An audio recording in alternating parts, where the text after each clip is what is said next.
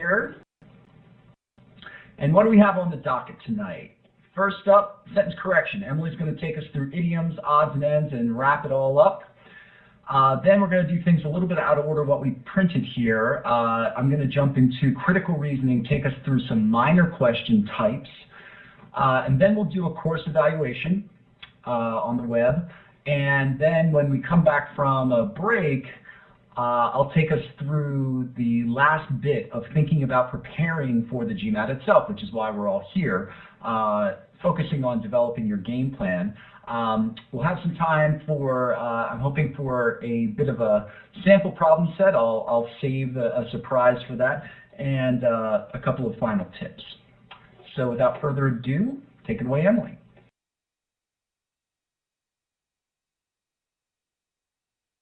All right, thank you, Chris. And so we've lumped all the random stuff together at the end. Let's do idioms first, and we'll begin with problem.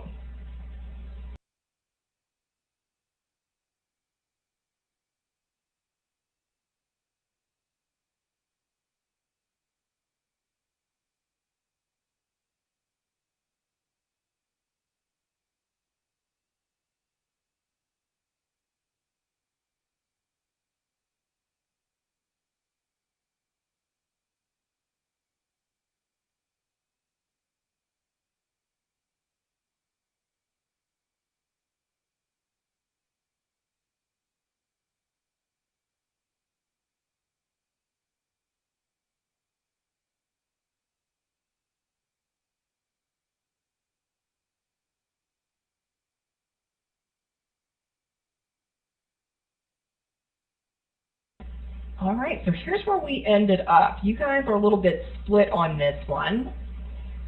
And I see a similarity between these two choices. I'm interested mostly in your process, though. So Roshan, would you grab the mic and talk about what you saw as the most relevant split?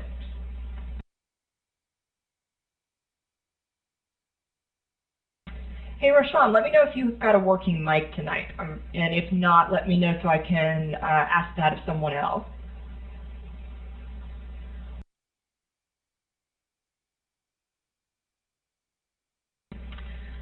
All right, I didn't even see you click on, so maybe that was the only skipped step. But for now, I'm going to go to Catherine on this one. Catherine, I think you were also the first to answer. So what did you see right away that helped you decide here? I think we were choosing between as A or for A, and that was kind of seen through A and B, and I guess E as well. Although I kind of struggled between A and B because I believe that rising of the moon is correct, as opposed to rise of the moon, because rising is a gerund and that's a noun.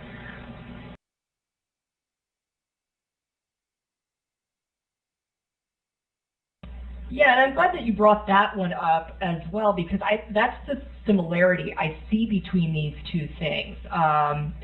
They are different forms, right? But at least they're both like nouns that describe an action somehow, or refer to an action, in contrast to the choices C and D, where moon is actually the noun. So how many of you also saw this first one, the one that Catherine looked at first, as, for, and actually to is a third option? Give a smile if you use that somehow. All right, that's great. This is our topic for today, and we'll talk about how that relates to this other split. They are definitely related. This is an idiom, and it's kind of a tough thing to describe sometimes because there is no rule about idioms. The explanation oftentimes boils down to, well, that's just the way it is.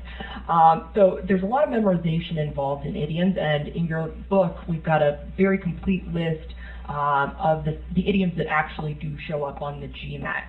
What a lot of them have in common is this idea that you have a choice about preposition. So your split will still help you. They helped Catherine spot the fact that there's a decision about to, as, and for, and many of them also involve parallelism. Attribute X to y, for example, would require parallelism between the x and the y. So that's a nice sort of backup rule that is actually pretty rule-driven. This is the one area where non-native speakers will be at a bit of a disadvantage. Us native speakers can sort of rely on our ear a little bit more. Here's my suggestion to cut down on memorization. Read through the book, and if these example sentences sound right to you, it's an idiom you already know. If they don't, flag them somehow. Put them on a flashcard, highlight them, and that's the list that you should study. All right? And once you've got those memorized, here's a way to help your ear out in the moment. Because one of the things that GMAT likes to do to us is build a kind of complex sentence around basic rules. We saw it with subject-verb agreement, where they will try to mislead us with a bunch of middleman stuff, and they do the same thing with idioms. They distract you with the content matter. Beat them at this game by spotting the idiom, and then taking it out of the sentence and kind of building your own really simple sentence around it. This accomplishes one big thing for you. It allows you to hear the idiom in your own voice and in your own mind, right? And it's likely here that you will see what it should be. Looking at these simple sentences and typing just to the moderators, what should it be? As, for, or to? Which do you like best in these three?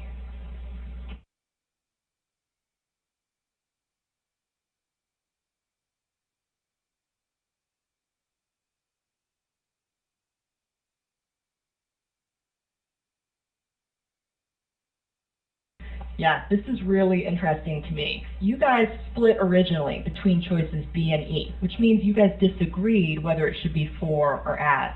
But looking at these sentences, the simple ones, you guys are all telling me the same thing. It should be, I mistook you for someone else. So there's your proof that this method works. Outside of the GMAT, you were all able to identify the correct idiom. All you would then do is go back to the sentence and see which choices offer you that word choice. So that means you could actually eliminate A and C and E. It's got to be either B or D. Now, Catherine, you mentioned why you liked rising instead of rise, but can you tell us why you like rising instead of moon?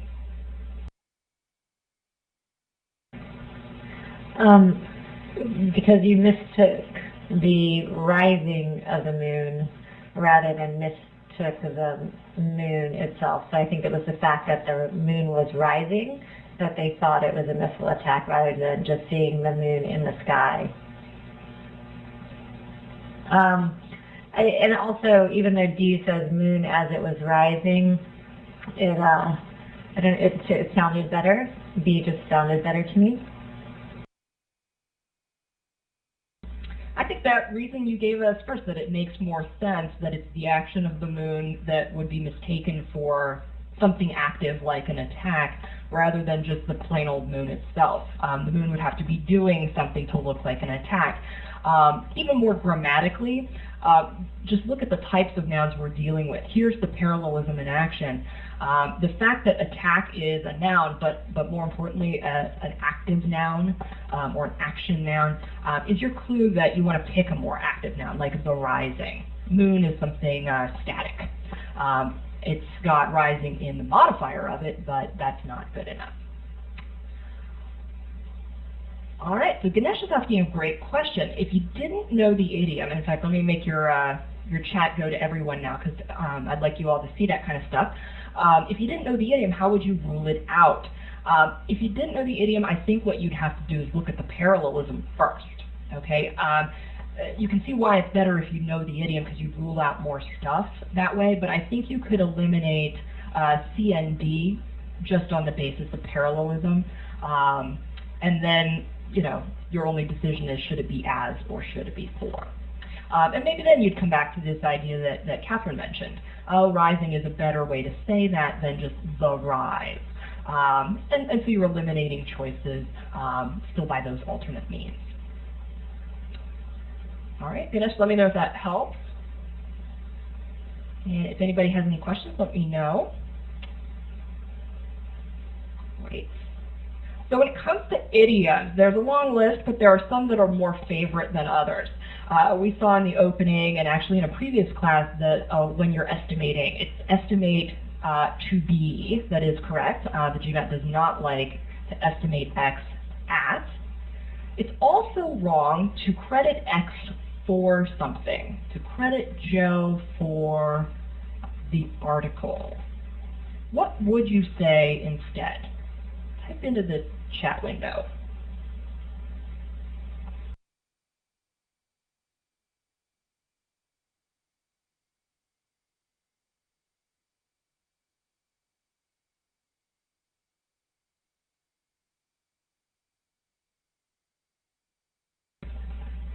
Chris has got one way of doing it. Yeah, Chris, you could say to credit Joe with the accomplishment or something like that. And as Chris was pointing out, you can give credit to Joe for his article, give Joe credit for it. Notice that to use the for, you have to set it up with the verb give. But yeah, you would never credit X for something. Then there's a bunch of idioms that are somewhat suspect, but could be correct. In these, there is one form that's a little bit more preferred than the others. So you can get away with saying not only X, but Y. In fact, I've seen this in the Wall Street Journal, reputable publications, pretty commonly. But the GMAT tends to stick with the good old not only X, but also Y. It's a little bit more complete. This is under the line here, so it's suspect rather than just outright wrong. And the fact that it is kind of, it could go either way, fine either way, means that the GMAT will not split hairs about this. They will not make you choose just on the basis of whether there's an also in there or not. Okay. Numbers of. If it has a or a the in front of it, that is not correct. What you'll see instead is the number of. So no S on the end of that word. And this is probably a good time to remind you there's a subject-verb agreement thing here. The number is considered singular, whereas a number, when you say that you mean a bunch, so that's plural. And I just heard myself make this error, whether or not. I said it a moment ago. The GMAT actually considers the or not superfluous. So just saying whether already implies the opposite, and they prefer it that way. And a couple other little random ones. To say just do it is inaccurate if what you mean by it is some activity. It can only refer to inanimate objects. So if you want to refer to an action, what you should say instead is just do so. And we've seen being before. Being tends to get thrown in by the GMAT writers to make a sentence awkward and wordy. But of course you can use it, just as a verb on its own in real life. For example, you might say that the clown is being silly, and it means something. It means the clown is acting silly. So that's one test I use. If I see being in a sentence and I can replace it with a more meaningful verb or a more descriptive verb, in a one-to-one relationship, then chances are the being is used correctly. But if I do that swap and there are like extra words in there, then it's probably being is used incorrectly in that case. How you feeling about this? Smile if you're okay with, and up with us. Let me know if you've got questions that have come to mind during this. All right, because we're about to move on from idioms. We'll see a few more examples a little later on. But I'm going to talk about punctuation right now. In fact, we haven't really mentioned this very much. I mean, we've mentioned commas to you because commas often signal descriptive phrases or modifiers. But we haven't really talked about punctuation for punctuation's sake. For example, you can have a split between commas and semicolons. And you will have to decide which is the appropriate mark. You need to know what they're each used for. A semicolon works to connect two independent clauses. So it's kind of like the glue that holds two separate sentences together. And the reason you do that is perhaps because those two sentences are so related in meaning. that you want them to go together.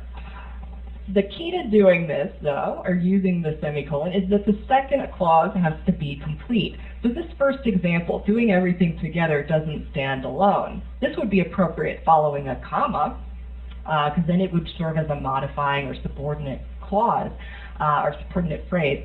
But both parts of this have to be independent with a subject and a verb in order to use the semicolon. So this second one gets that right. They do. And as you see, like the first part presents an idea, and the second part sort of amplifies that idea or tells you why we said the first part. The semicolon and the comma are completely mutually exclusive. So if you ever see two independent clauses that have a comma between them, that's actually wrong, because what that creates is a run-on sentence, or what's called a run-on sentence. It doesn't read properly with a comma. You'd want to change that out for a semicolon. Another one that you might see is the colon. It works like the such as that we talked about last week. It introduces examples. So the key to doing this one correctly is you have to have a full clause, a full sentence beforehand, right? You can't leave it hanging. I love listening to. Well, that's left hanging. I need to complete this and say, I love listening to all kinds of music. The other test is that you should be able to substitute the word namely or such as for the semicolon, or for the colon, I should say, and have it read correctly. So all kinds of music, such as classical, rock, rap, and pop, that works just fine. Any questions at this point? And I should probably mention there is one, and Chris's point is a good one. Both of those tests apply, not just checking to see that what follows the such as is a list of things, but also that what precedes it is a full sentence.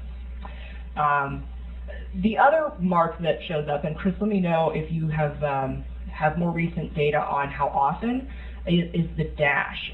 People ask about this a lot on the forum because it shows up in a few GMAT prep questions that I know of.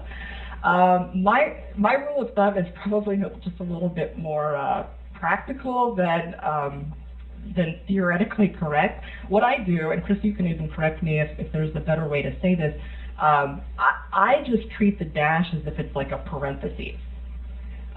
Usually it sets off like an aside or a comment about something else in the sentence, and then I sort of read the sentence around it and see what happens. And yeah, you can have just one dash if like the aside ends there. Chris, let me let you hop on because you probably have a better way of saying that. Yeah, certainly if you've got two dashes, then the stuff in between, it's kind of an emphatic parenthetical. That might sound paradoxical, to use another $10 word, like something that you're setting off and yet you want to emphasize it. But you can use a dash as kind of a hyper semicolon as well. You can actually connect two independent clauses with a dash. We talk about it a little bit in our in the latest edition of our book because it's just it's sort of come on strong a little bit. The big picture is you can get away with a lot of stuff with a dash. So we haven't yet seen really a wrong way to use a dash that would be at all tempting. Pretty much there's not a lot of restriction that we've seen. All right, thank you. And let's move on from here to our next odd and end category, which has to do with modifiers, actually, that relate to quantity. The big difference that you should check if you see one of these words is whether the thing that you're describing is countable or not. Or I should just say whether it's countable.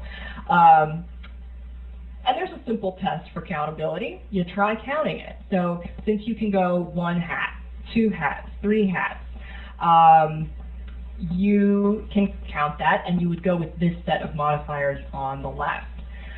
But for things like water and salt and pudding, you can't say one pudding, two puddings, one salt, two salts. It doesn't work, so you'd use this set of modifiers.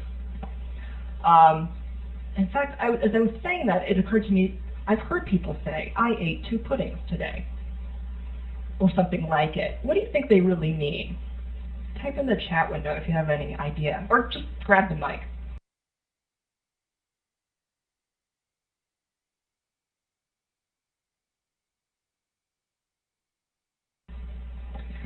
Yeah, it could be 2 cups of pudding or 2 containers of it. 2 tubs, perhaps, if they were really hungry. So what I think is the only way that they could really mislead you, if you still knew this rule but you could still get it wrong, would be something like that. If you're dealing with 2 cups of pudding, the noun that's relevant there is cups. And pudding is just the object of the preposition. You don't need to make the quantity word match that. Yes. Love pudding. It's shiny. The other thing that has to do with quantity is how many things you have if you're comparing them. When there's only 2 things, you use the comparative words, as listed here. When you have 3 or more, you want to use superlatives. My understanding is that there are some languages that don't do this. Spanish is one of them, right, Chris? So if your native language is like that, you might want to pay a little bit more attention to this. Any questions at this point?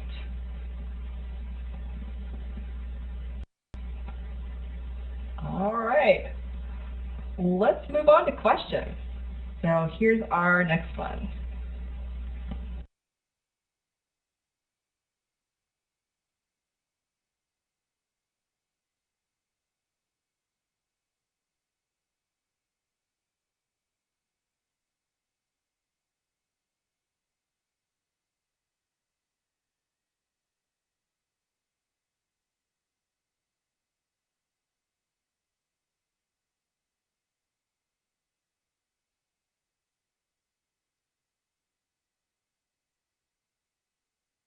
All right, last call for answers on this one. Just waiting for one more. And what do you know? You guys all love A, or at least you like it better than the others. So let's see. Robbie, would you grab the mic and tell us why A is better than the others? Find fault with the others if you can.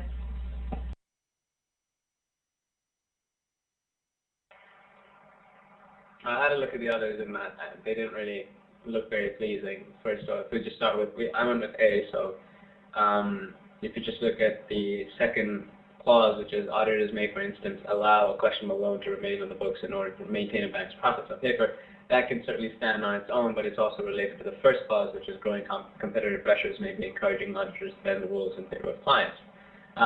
But if you just even look at the other ones, they just don't really make sense. I mean, if you look at let's say B, for example, they say client as an instance to allow a questionable loan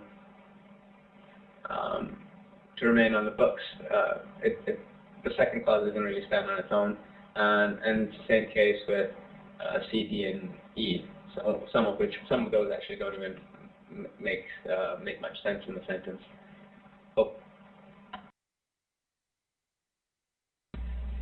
Yeah, and I think in large part you're probably like the rest of the other students in relying on whether it makes sense or not here, because these are pretty egregious examples of choices that just don't make sense, whether they're grammatically correct or not.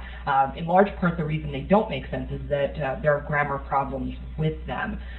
Just smile if you did rely on meaning quite a bit. At least to realize that the others just didn't make the cut. And I like that Razi verified that the semicolon usage was correct in A. It absolutely is. You've got a subject and a verb after that.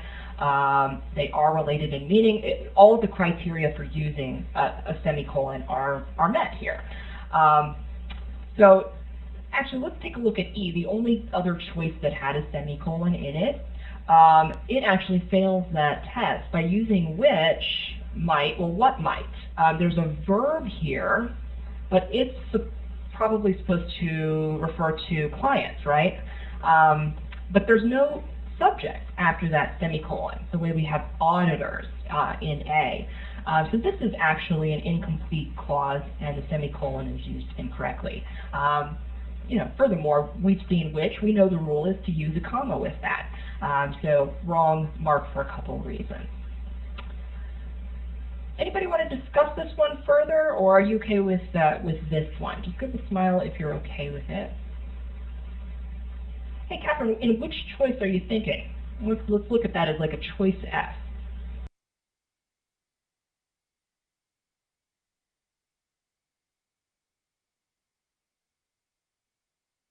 Okay, so let me make sure I'm getting this straight. I'll type this down here as like an F choice.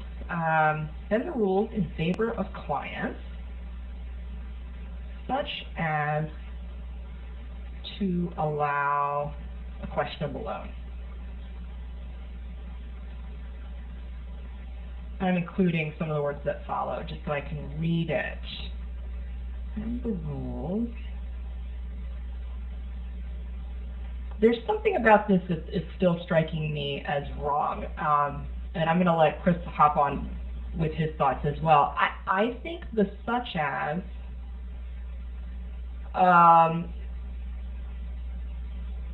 should maybe be closer to bend the rules, because it may be an example of how they bend the rules. Following clients there, clients such as big banks and consulting firms might be okay. And yeah, there is something about the to allow following this as well. Chris, I'll let you add it to that if you want to. Yeah, this one's funky because it seems like you're doing a good job. It's kind of fixing what's wrong with C in some ways, because like introduces similarity, whereas such as introduces an example, and you say, hey, they're encouraging auditors to bend the rules. What's one way they could bend the rules? Allowing questionable loans. So it seems like such as to allow ought to work. We talk about this a little bit in the advanced section of the verbs chapter in the book. Infinitives, which are these words or these phrases like to allow, to do something, can function as nouns, but they're kind of not very noun-like. Yes, they can be the subjects of sentences, the objects of verbs. I like to go to school. To go to school is a good thing, but they don't follow prepositions so well, and such as is kind of a preposition. I would argue that actually sort of functionally it's more like a preposition than almost anything else. So it kind of needs to be followed by a straight up noun or an ing verb form. So such as the allowing of questionable loans or such as allowing questionable loans would probably be better. I'm still not in love with G or say H, such as allowing questionable loans.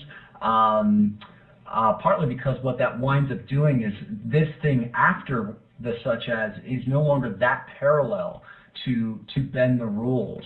And the thing is that, yeah, getting it closer to bend the rules is kind of tough, because you've got to say this whole phrase, to bend the rules in favor of clients. You can't really interrupt that. So, so the way they've gone is really the best way, is to say, okay, let's interrupt this and give an example after a semicolon, rather than what seems to be a kind of good way of saying such as blah blah, but it's kind of tough to make this thing work after the such as. Yeah, certainly not after the clients, and I think it actually, the such as phrase, even in G, wouldn't even work after to bend the rules, because to bend is an infinitive.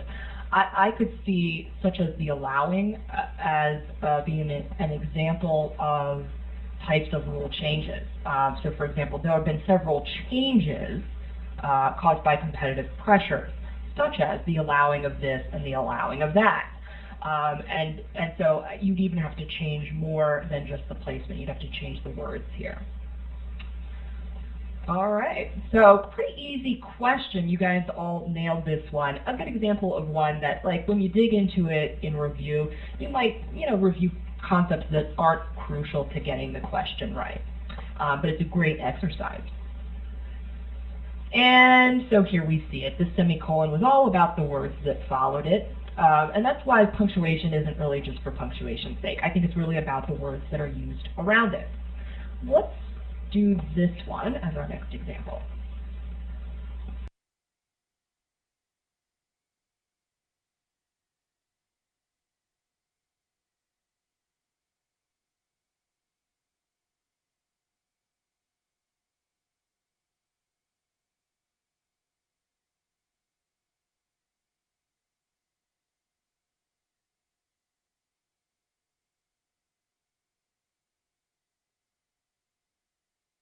All right, just waiting for one more answer.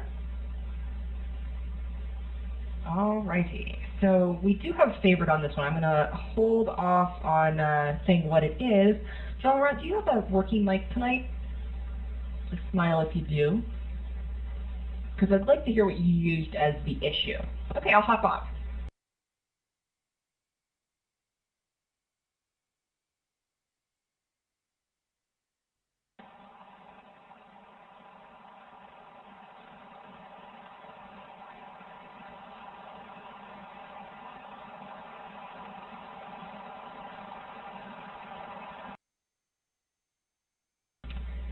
All right, I'm getting static from you, so maybe do the audio setup again when it's convenient. So Ganesh, your mic I know is working. You tested it earlier.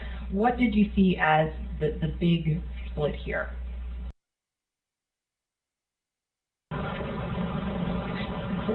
I saw that the verbs are the word helps, and I also saw that there is a conjunction but, but with the but there is no not. So I thought either it has to be an and or a not and a but. So I went through the choices and found the split between the but and the and I ruled out whatever had a not only but and no buts, and I ruled out so basically that rules out E, and that rules out an A as well. So I'm left with B, C, E, and with B helps control the employer's cost, and also it's not parallel because I'm not sure it's that way. I mean, I thought it was C because it was parallel verbs and it had, but also not only.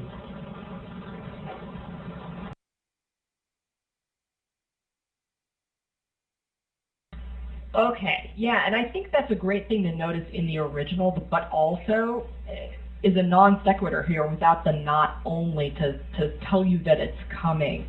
So your observation that if you're going to leave the not only out, you're going to have to use an and also. That's a good way to extend a sentence. But C offers us the best option. It has the preferred idiom, not only this, but also that. And it's the complete idiom. E is wrong because it has the not only, but it's followed illogically with an and also. So we can actually get rid of several choices here, as Ganesh points out, by noting which ones don't have the complete idiom. Now, we did have a bit of a split in this room between C and D. And I'll just point out, they both have the not only, they both have a but. The only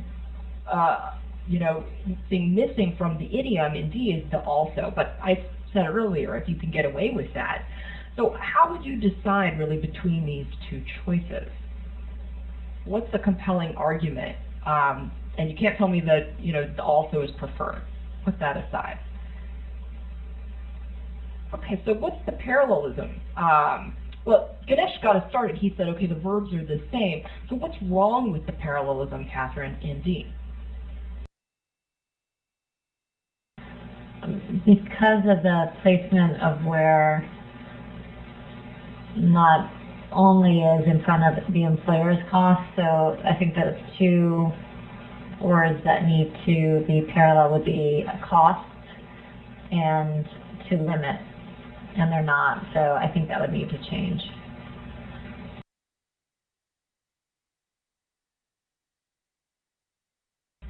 Excellent. And Smile, if you agree with Catherine there, or see what she's saying. It's the not only and what follows it has to be parallel to what follows the but. It's noteworthy that they ended this underlining right here so that you really have to remember that what follows the but is to limit from up here earlier in the sentence. Absolutely. To limit's an infinitive, of course. And the employer's cost is just a modified noun. So it's the placement of the not only, but the more importantly, the parallelism mismatch that results from it. Is everybody clear on why C is the right answer? Correct idiom, complete idiom, but also parallel. And just give me a smiley face if you're clear on that. The only other answer we had among you was A, and I suspect that might have been an issue with missing this but also, or sort of reading it and assuming that you had already read the not only. So careful reading and still scanning for splits even though you're using your ear is still key. Let's try this one out.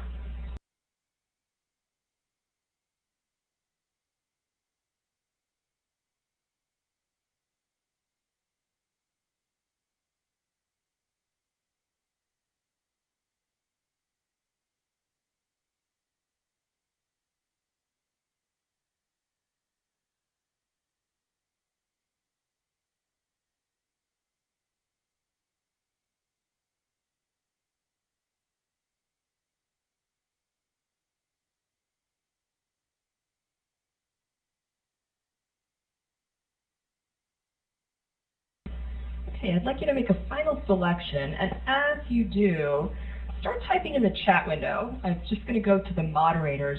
Which split or splits you noticed here and used? I'll pause so everybody has time to type that in. I want to hear from you all.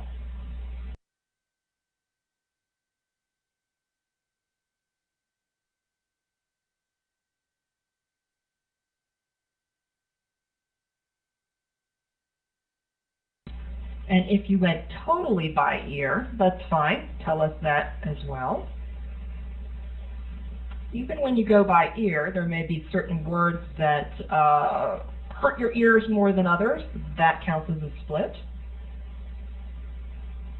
And so, Andrew, it looks like you said totally by ear, but tell me something that didn't sound good in some of the choices you didn't pick.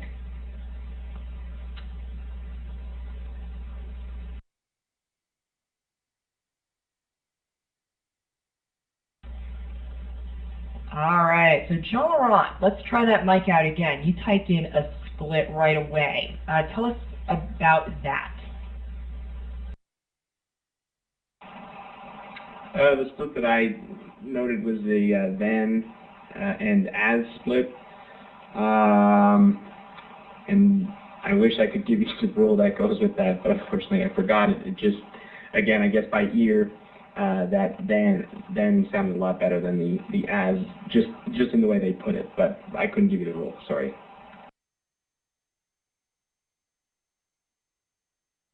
Okay, I think it's definitely a useful thing here. Let's see if somebody else can add to that.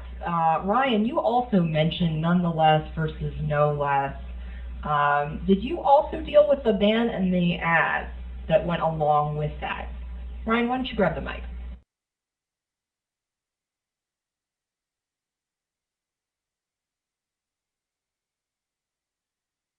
Sorry about that. Sounds like you didn't catch that. You also flagged these words. You typed in no less versus nonetheless, which you might be intending to be a different split or be viewing as a different split. I'm asking, did you also use the than and the as? I think we could look at all of that together.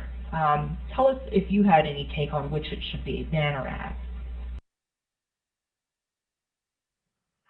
Yeah, when I looked at it, nonetheless remarkable than just didn't sound idiomatic to me. Or it did sound idiomatic, but no less remarkable as didn't sound idiomatic, so I thought that the as was incorrect.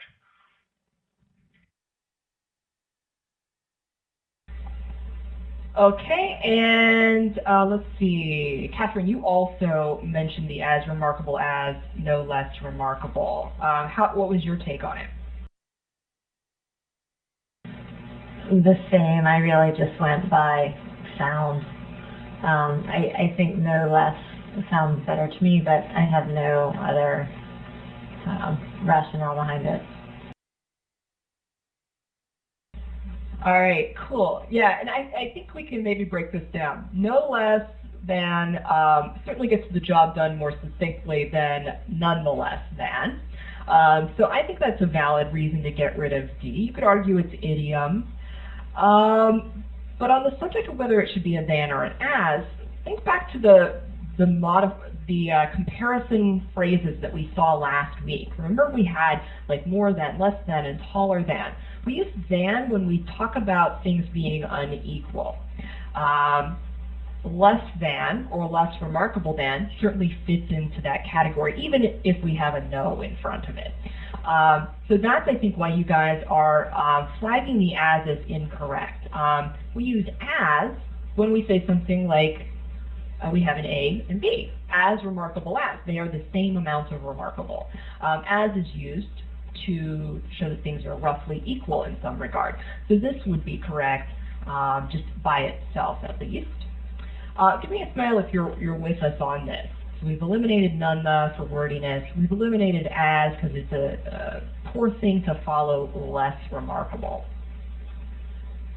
Okay, let's look at a different split. Andrew, you mentioned developing. What would you compare that to?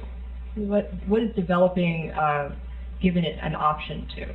Or what is the option that we have besides developing, and how do you use that?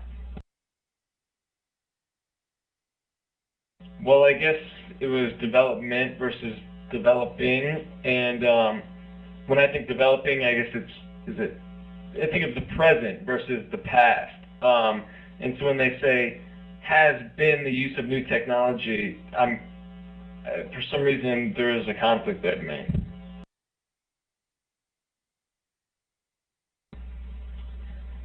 Anyone else want to comment on development and developing? That's an interesting way to think about it. Andrew, I would ask you this: when does the development happen? I would say that the development happens sometime prior, so it's not current. And so I guess when I'm thinking about where this sentence is going, I feel like they're talking about it in the past because they're talking about what it has led to. You just said what it has led to, and I think you are using the present perfect tense for a reason. Notice that we have in the sentence the development has been the use. We have this present perfect idea, this idea that it started in the past and is still going on or is still true. I think that's what is giving you your timing clue. So the development, of course, if it's followed by that verb, would be something that started in the past and is still going on. But the problem with viewing developing as something ongoing is that it's not actually a verb here. It would have to have a verb of being along with it, like was developing or had been developing, something like that. Developing here is actually used as a gerund, so it is kind of a noun-to-noun comparison.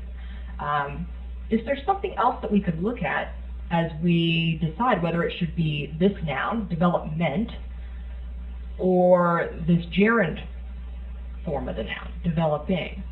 Raise your hand if you saw something that would help with that decision.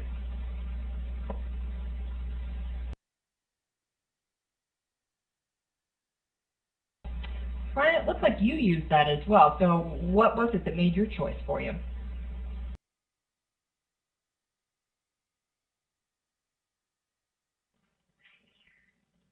I thought that the development worked better. I wasn't sure about using the ing form of it. It just seemed like development went better with the gerund. I wasn't sure it was one of those ear things.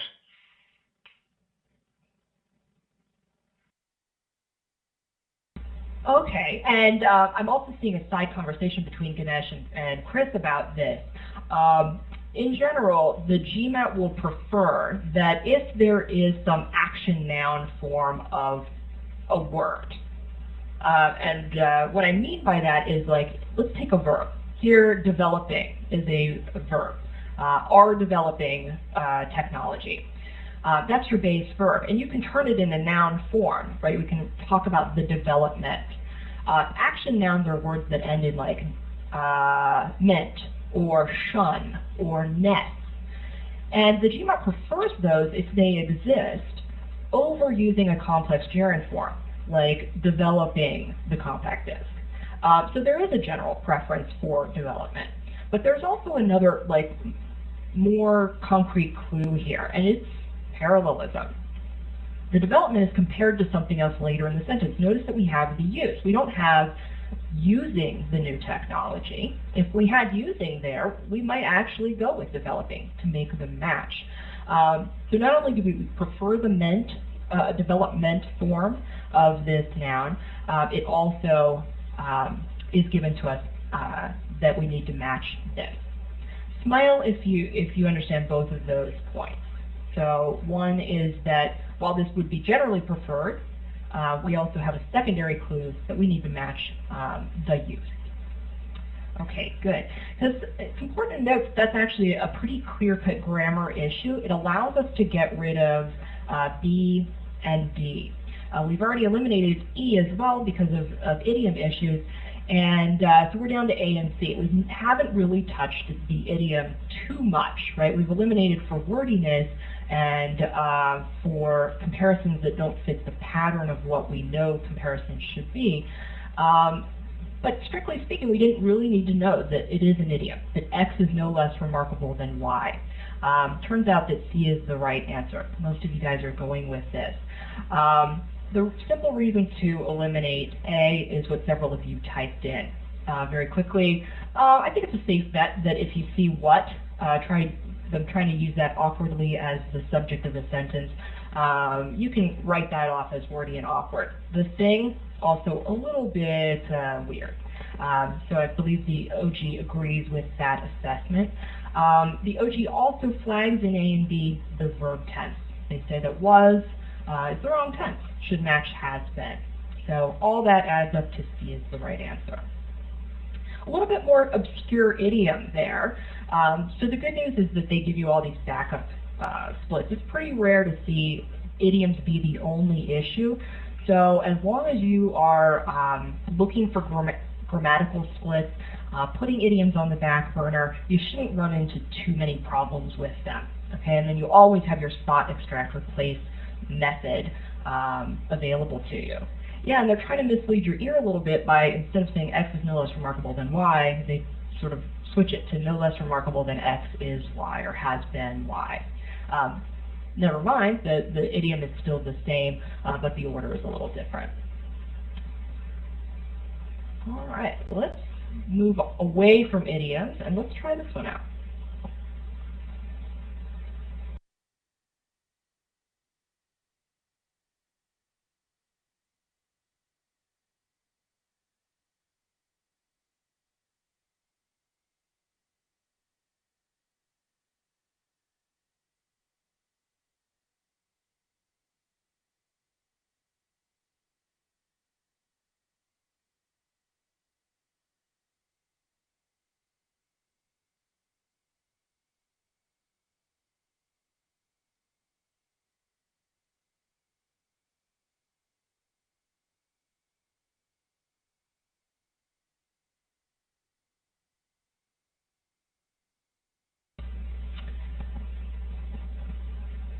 Okay, so let's see. Brooks, I know you joined us a little bit late, so if I'm putting you on the spot, you can feel free to pass on this one. What split did you see in this sentence that helped you eliminate some choices? Brooks. Yeah. Well, the split that I saw, and I may be missing some of the distinctions you made earlier, but the thing that I looked at was the distinction between little and few in the answer choices, and whether or not the things that little and few were modifying were discrete or continuous quantities, like services struck me as discrete and water struck me as continuous. So that was the thing that I latched onto.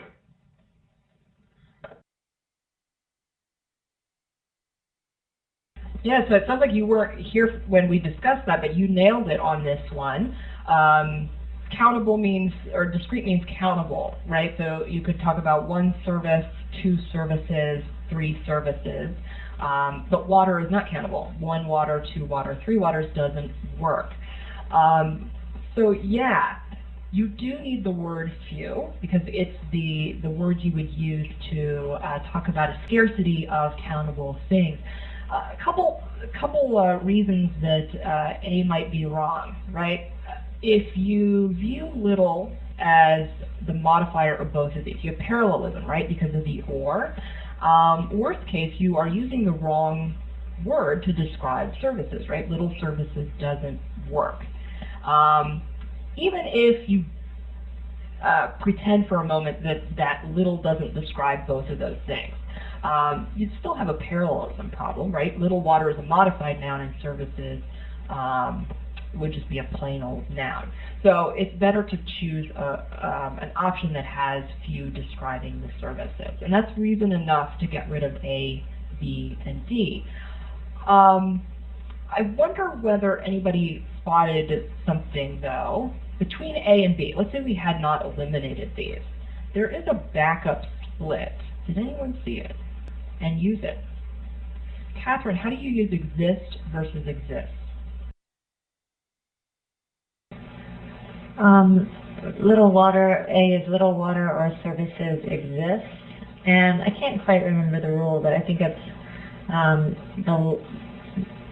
the last subject needs to be the modifier of a verb in the case of an or. And then in C, you also have few services and little water exists. And since you have the and, it's actually should be it's a plural, subject. So then you have to go with exist. So then you can eliminate a number of options there. Excellent. You did remember the rules. When you have an or, the closer noun is treated as your subject. So services is plural. We would need to match this verb exist to it. A verb is plural with no S, so we actually don't want this S. That's another reason to get rid of B. But when there's an and, as we see in C, that makes these things plural, even though water singular is next to the verb. So again, we don't want the S on the verb. If you guys are with Catherine on that, give us a smile. That's a review from way back when we talked about subject-verb agreement and how and or relate to that. So I just wanted to show you at this point what our answers were. Some of you guys were fooled by that or missed that subject-verb agreement thing. Looks like all of you caught the need for the word few, but went with C, not realizing that this was the wrong verb. E is the right answer here. So was there a reason that people gravitated to C, even if they might have had misgivings about it? Anybody not pick E because there was something you didn't like in it?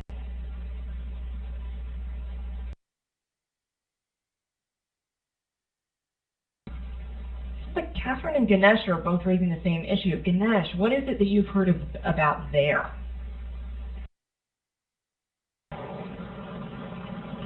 There it becomes passive, I believe, or I think there as a third person point of view, which is not necessary, and it becomes more wordy.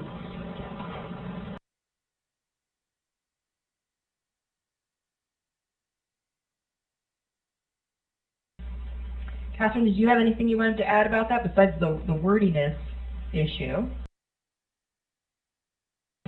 For some reason, I thought that when you're writing a paper and you wanted to use proper English, it was simply to use the words that Ganesh discouraged to use a sentence that starts with there are. It wasn't necessarily incorrect, it just generally wasn't favored. But I'm pulling back from high school, so I can't quite remember. Yeah, it's I'm thinking of a question in the OG, and it's if memory serves, it's 113, where this issue, the issue of phrasing it either beginning with a there are or there is versus with beginning the sentence with just a plain old subject is actually discussed in the solution. In that particular case, starting the sentence with a there are was not correct, but it was for other kind of reasons that stemmed from it, not because you can't start with there are. It's certainly acceptable. It's a form that exists for a reason. Chris is pointing out, hey, there's a there are versus there is split, another subject-verb agreement thing. This you'd have to look and make sure that the verb agrees with what follows. So few services and water agrees with is. And at least water agrees with, the and agrees with the are in E, and the water agrees with the is. But you certainly can't rule it out, or this form out, in this particular case. It's wordier, but maybe that's just a concision trap they've laid for us. So I wouldn't write that down on your list of rules that there are or there is always wrong, because that's obviously not the case here. Sometimes people object to this additional word, available. Another time to point out that sometimes you will see new words in the correct answer choices that weren't in the original. Perfectly okay to do that. Yeah. All right, I think I just have one more in this section before we move forward. Oh, and yeah, I thought of a math thing here on this issue of phrasing. Sometimes you'll see constraints given on the math section where they begin the sentence this way. There are 3 times as many pears as apples. Sometimes they will do that because it makes it hard to translate what they mean. So you will see them use this form, certainly. All right, here's our last in this segment, and then we'll get going to the next and final wrap-up.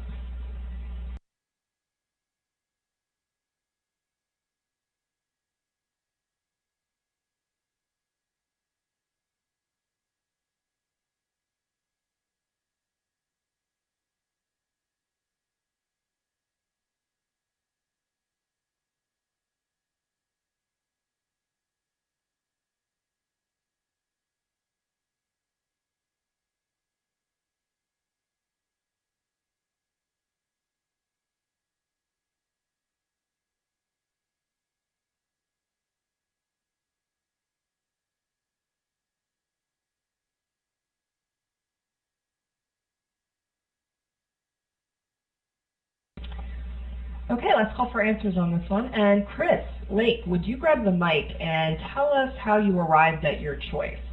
I'll tell you, you're in the majority.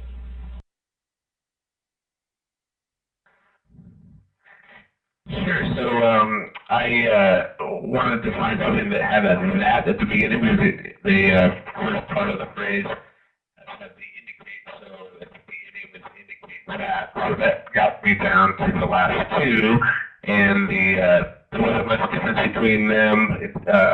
You had the as a sign versus a sign, and I think there was one other slight change, capable of recognizing versus the ability of recognizing. I just thought the E was a little more succinct.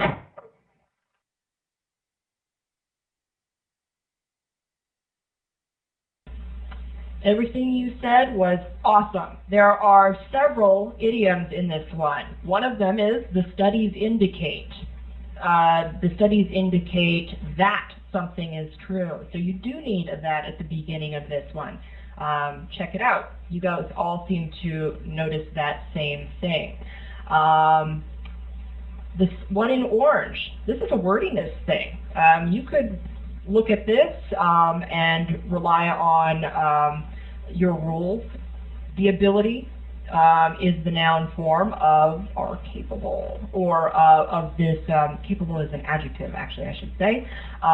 Certainly it's wordier, but it's also just more active to put it this way. This is the more preferred phrasing. Active verb are versus have, possessing verb.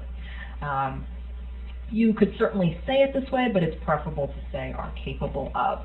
And the last one in green, there's another idiom, considered as a sign versus considered a sign.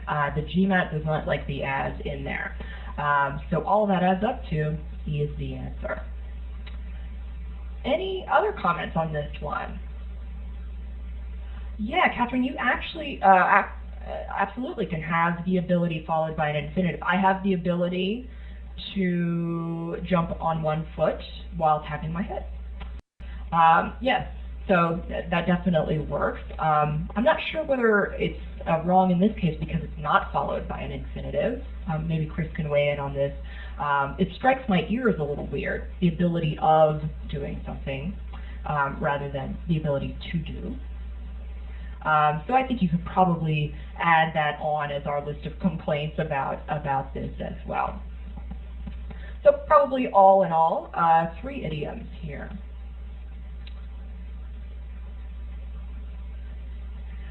Ganesh is asking, why is the as bad? Just because the GMAT considers it unnecessary. What you will typically see is X is considered Y. A noun is considered a noun. No extra words thrown in there. I don't know what the reason is. There probably is no reason. It's just the way they do it, and you're expected to know that. So one thing I wanted to point out in addition is that while we were able to get to the right answer very quickly using the idioms, and thank you, Chris, for highlighting those for us, you could go by parallelism as well. There's a major grammatical topic here. If you notice the and after the dash, remember we were talking about that dash and how you can sort of ignore that stuff in there as if it's parenthetical. I think it's here in this sentence to distract us from the fact that there's an X and Y structure. I've highlighted it such that purple is the of ing, of recognizing, or of grasping. And green shows to do, to grasp, to recognize. You definitely don't want a mismatch between those two. So you can actually get rid of A, B, and C for this reason. Now D and E both have the parallelism of Xing and Ying, or of Xing and of Ying. Whether you repeat the of or not is up to you. So you'd still have to decide based on idiom perhaps, or the wordiness issue of have the ability versus capable. But it gets you down to 2 choices at least. If you guys are okay with this one, we will move to a quick wrap up, and that'll be it for sentence correction. Pause. If there are questions, let me know. But we're going to do just a quick wrap up. Now that you have all the rules at your disposal, it's like your toolbox is complete. So the big issue now, as you go off and study on your own, is making sure that you recall all the rules, making sure that you spot all the splits that you need to, and how do you get through these questions efficiently and quickly and accurately. So there's a bit of an art involved in deciding which split to use first. We've talked about this a little bit as we've gone along. What do various splits indicate? When we saw subject-verb agreement questions, we pointed out that our big split was verbs with an S on the end or verbs that don't have an S on the end. But all along you've been seeing these in class, at least, knowing what the topic of the day was.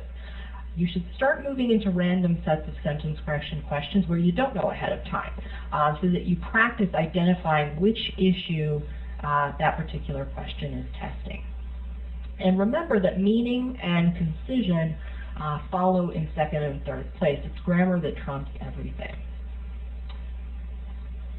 The other principles that we introduced to you guys at the very beginning, the process you should always follow is splitting and resplitting. Even when you're going to use your ear, this will still help you out. Always remembering that sort of a process of elimination approach works best. We want to eliminate the choices that have something wrong with them rather than selecting the first thing that sounds good to us. Because you may not find the one that sounds best or ideal to you. You may just be forced to pick the one that's the best of what's left. Correct answers don't always sound great to people. And your ear will lie to you. Things that sound right may actually be wrong, and you pick them too quickly and you've made a mistake. And you may also reject choices just because of the way they sound. And if that happens, they may be right. So don't rely on your ear as you do your process of elimination. Try to pinpoint what grammar rule is at stake. If you're going to do that efficiently, you're going to have to find those little words and endings. I'll give you a quick rundown of those. Things to look for. The usual suspects. S's or no S's on nouns and verbs both. That signals subject-verb agreement splits. Parallelism is another big one. If you see those signal words like and, but, and or a list with commas, just make sure you check. Is there good parallelism? Pronouns. You should be paranoid about pronouns. The deadly 5 are listed here. Especially in long sentences, you're likely to have a pronoun. Maybe one of them is used incorrectly. You can get rid of choices quickly. Modifiers. We care about them to make sure that we're using them correctly, modifying the right thing, but also we want to know where they are so that we can eliminate them when hunting for subject and verb. Modifiers are sometimes a distractor too. We've got verb issues, issues of tense. So the ending, if you see the ending varying, it's probably a tense thing or even an issue of voice. And today we talked about comparisons and also odds and ends. All of these things should be on your radar, and you should be making sure that you've thought them all in the problems that you do. Because it makes it a lot easier to actually do the work of matching subject and verb if you're aware of what's actually being tested. I assume we're so far so good. Let me throw our last sentence correction question of the class at you. So go ahead and take a minute 15.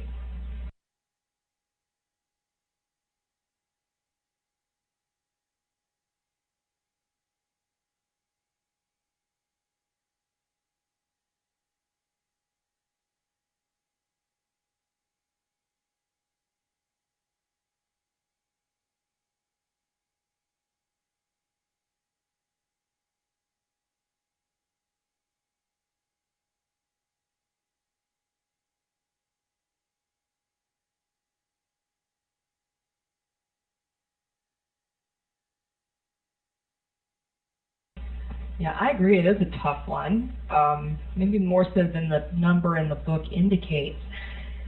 I'm going to give you guys a little extra time, and what I'd like you to do is type to the moderators what splits you found. So I'm actually going to give you another minute 15 for this. Type in, and maybe even go back and make sure there wasn't anything you missed. See if you can give us all the splits.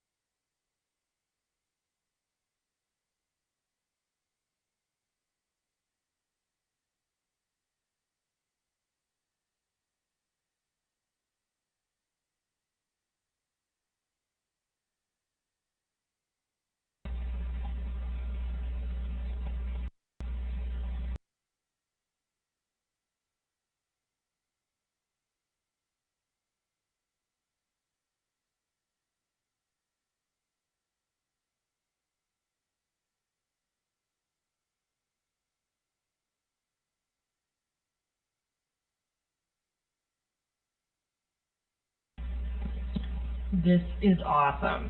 And I'm going to highlight what you guys were typing in. A lot of people typed in this one right at the front. Verb issue, certainly.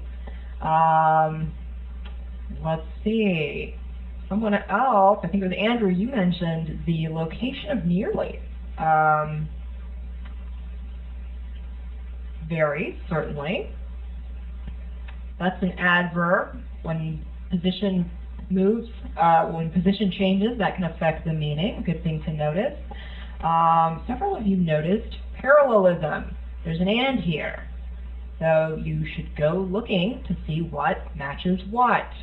And when you guys did that, one easier split to spot that relates is what exactly follows the and. So there's a 4 and 2 difference that many of you noted. If you go find the first part of that parallel structure, you might see that same thing again, 2, 2, and 4. Great stuff to notice. I know I'm not getting them all. I wanted you guys to go back and look and see if there were things that you missed. Smile at us if you found other splits the second time through, when I gave you that extra minute. You might not have needed to use them the first time around, and that's actually good news, right? There's usually more to work with in a sentence than you might need to answer the question. So this is the type of thing to look for when you're reviewing a question. Even if you get it right, go back and just make sure that you spotted everything. Maybe there was a split that would have been more efficient than the one that you actually used. And even if not, you're reviewing rules just to really make them stick. So on this one good approach would be to think about like the sentence as it stands. You don't necessarily have to do this on paper. In fact, I would not. But read it for meaning and at least figure out what the subject and the verb are in the main clause. The city's mayor proposed. And most of the action in this sentence happens in the object. What did the mayor propose? A reduction. The rest of this stuff is all descriptive. Reduction in what? What was that amount about? Was it allocated? Why was it allocated? Lots of modifiers stacked one on top of the other. And if you spot that structure, you might suspect that there are issues within that modifier. If you did, you're right. You guys spotted this parallelism issue. I think this is the best one to use here, because if you hone right in on that one, it turns out you can actually eliminate 4 choices. This is a great one to use just strategically. The answer is actually A here. A lot of you guys were fooled by C, probably just because there were so many words. But somebody else mentioned there's a pronoun here. Great thing to look for in a long underlined section, the it. If you can't prove that the it or the they is used correctly, it's a good reason to get rid of choices. Another good one, because it gets rid of 3, leaves only 2. Modifier, you guys mentioned placement of some of these things, the 17%, even this phrase, that was allocated. Somebody else mentioned this. Another good one, it eliminates 4. I'm going quickly here, knowing that you guys can go back to the book on this, but making just the general point that there are a couple splits that would have worked by themselves, and there are a couple that would have worked together, all getting you to the right answer. Verbs would have worked as well to eliminate 3. So this is the type of thing to look for as you practice. Take some time with these questions. I think you get more out of spending like an extra minute with a question than you would by doing a totally new problem. So if that means you do fewer problems, so be it. You're getting more out of each one. You're actually getting more out of every minute that you spend on the studying. With that, I'll let Chris hop on. He may have something he wants to add to that in terms of how do you review from here. Nope, I just echoed that in your analysis afterwards, definitely look for all the different splits, all the different issues. Some of them are definitely going to be minor, and don't overstress about those. But in doing this analysis of all the different sort of searches you could do, you should be thinking about, well, what would have been the most efficient way? And here definitely parallelism would have been the most efficient partly because you can spot the and any time you see and, it should be leaping out at you. What's being anded? What's in the list? And then parallelism winds up eliminating everything here. And parallelism is also a very certain kind of issue. It's very unlikely that the GMAT will violate parallelism. We have not seen it. So you can trust parallelism. Some of the other issues like concision, they're nice to have. So what you want is sort of detectability of an issue like this one, such as this one I should say, and then certainty is also useful. Okay, before we, yes, go ahead, Emily. Yeah, sorry, I just caught a comment in the chat window that made me realize I did go too quickly over C since so many of you picked this. The question that came in was, how do you know not to make to subsidize match to reduce? And I'm guessing that that's probably what misled you guys. You saw the parallelism issue but maybe matched the wrong things. This goes back to logical parallelism. To reduce is something the mayor proposed to do. He did not propose to subsidize hundreds of local art groups. The role this is playing is actually to describe the money. It was allocated for a couple of different purposes, for maintenance and subsidizing art institutions or art groups. So these are the two things that are logically parallel. A grammatical clue is that you've got this relative clause. Wait a minute, I'm saying the wrong thing. That was allocated.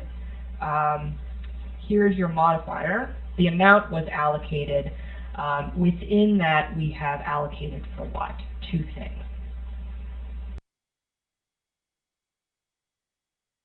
Yep, and you could, even if the meaning isn't totally clear to you, you could say, well, wait a second, and to subsidize, you could argue, well, if I'm trying to make it parallel to that thing, there is a lot of stuff in between.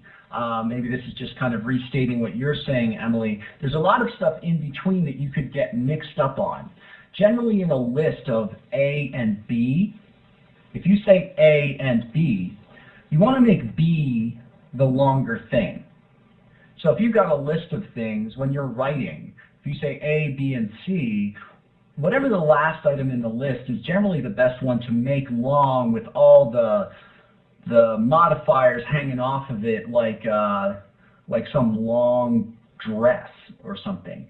So it's generally bad form to make the first thing super long and the last thing super short, because then you could wind up mixing up what this thing is being made parallel to. So what A does is what you're trying to keep parallel is really close. So that's another way to spot it.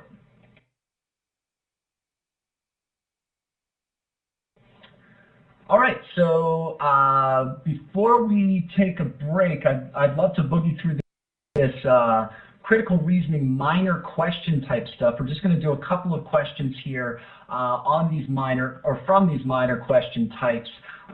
Analyze the argument structure has come back a little bit in force in the 12th edition. Although that doesn't mean you'll necessarily see tons of those on the exam. It's still smaller than any of the other types that we've seen. And then explain an event or discrepancy is the other minor type that's worth kind of spending any time on.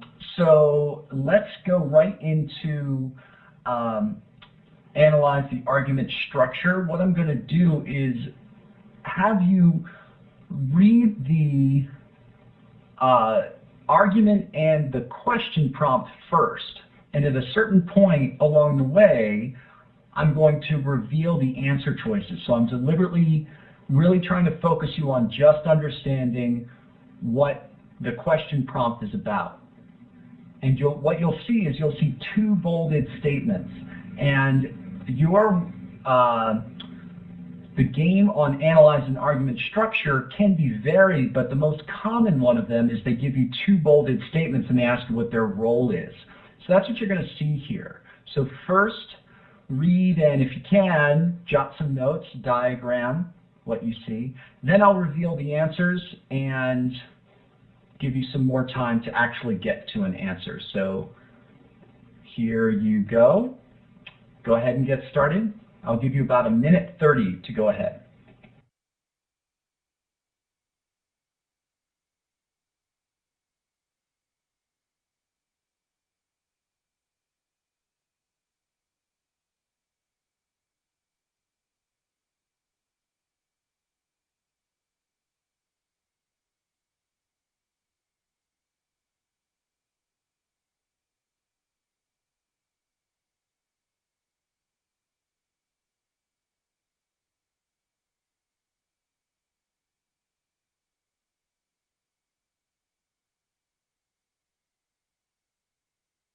Answer choices, I'll give you about 45 more seconds to roll through them and compare them to your articulated roles.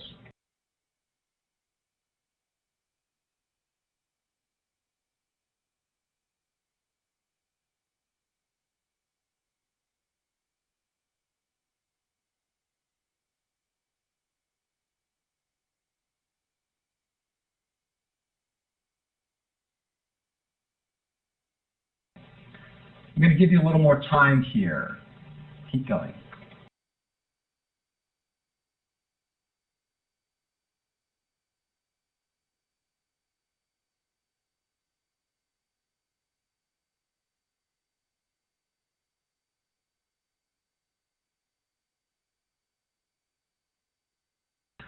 Okay, let's go through a process here because this is very interesting. You've all given me the same answer.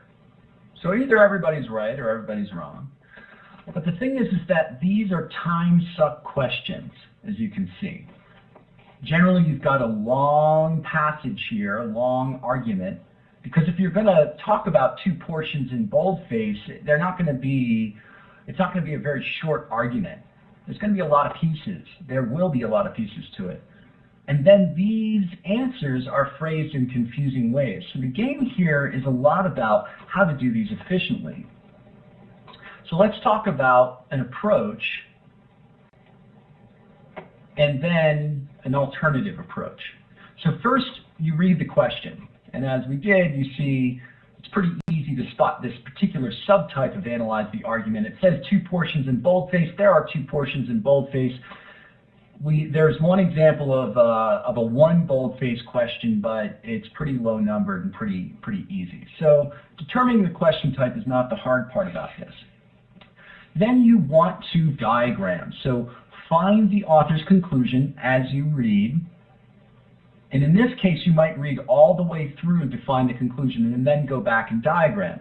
And what we have found is that a sort of modified T diagram can really help organize an argument that has two opposing sides.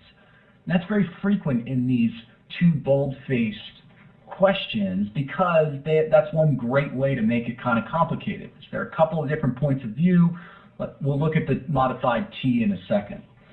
And then finally what you do is you relate each bold-faced statement to the conclusion and then translate the wording and make a match. So first of all, take your laser pointer and put it on the conclusion. Remember, the laser pointer is your little exploding firecracker over here somewhere. I see those little fireflies. Okay, type in publicly so everyone can see what is it that tells you. If you think this down here, I'll make mine the finger. If you think this is the conclusion, why do you think it's the conclusion? And I see that one firefly moved from up here. Yeah, it can be concluded that. So that is a relatively strong sign. It won't always be that nice. So you got to make sure that you identify the conclusion. And in fact, that's going to be mission critical for you to figure out how to organize your thinking, how to classify the portions in boldface, and then to answer the question efficiently. If you do a modified diagram, it would look something like this. First, read the whole thing through, try to figure out what the conclusion is, and then throw it up here, again, in some kind of abbreviated way. And we've labeled this with a 2 to indicate that this is really the second bold statement. Then go back through bit by bit and add pieces to this modified T diagram, where we've got our author's conclusion here and the sort of opposing side over here. Last year, a record number was created, and so therefore you might expect there be, hey, it's going to continue. So you might put this on that side, and the question is asked, which isn't for or against, is there going to be a new record this year? When you have just plain old background information, such as, well, there are 2 types of new manufacturing jobs, just go ahead and put it on the supporting side. It's kind of hard to always determine which side to put it on, so just default to putting it here. You're probably right, because if for no other reason, the author mentioned this to try to prove a point. And then, hey, fewer jobs created or slower job creation in existing companies, number of new companies, no higher, and they're not going to have more jobs per company. So through this method, what we see is that we've got statement number 1 is supporting statement number 2, which is the conclusion. Give me a smiley face if this process makes sense. Now, whether or not you did this, that's another thing, but putting this out there as a methodology that if you practice this, you can make it your own. And it might seem like it'll take a little bit of time, but it's better than just reading and rereading and rereading. Okay, so now what you want to do is relate each statement to the conclusion that you determined based on your diagram or based on your other notes. And the classification system that works best most of the time is this one right here. First you ask, well, is it the conclusion itself? And if it's not the conclusion, is it for the conclusion or is it against the conclusion? That doesn't always work, and we'll see a variation on this in a few minutes, but often this works. Conclusion, and if it's not the conclusion, is it for or is it against? Then that's what you're going to do with each of the boldface statements. Determine whether it is the conclusion or it's for or against, and do the same thing with the second boldface. Now what I'd like you to do is go through the answer choices, and on the basis of the first boldface statement, let's just confirm for a second. Let me back up. First boldface statement, which thing does it do? Give me your fireflies, your laser pointers. Is it the conclusion? Does it support the conclusion? Is it against the conclusion? Show it to me. Give me your fireflies. Is it against, for, is? Yeah, it supports the conclusion. So you might actually write that down. Something like 1, 4. And I made that red. I'll make it green, which you won't have the access to, but 4. And then number 2, which one is it? Move your fireflies. Give me your fireflies. What is it? It is the conclusion. So 2, conclusion. Jot something like that down, if nothing else, on your page. Because then the confusing words in the answer choices won't confuse you. And what I'd like you to do is text to me privately, which answer choices can we get rid of on the basis of just the first bold statement? This is one way to be efficient. Go ahead and put that in.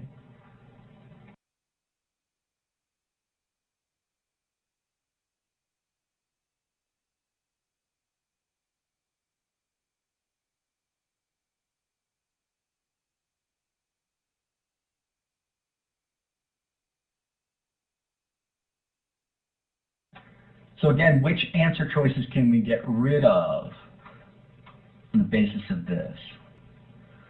So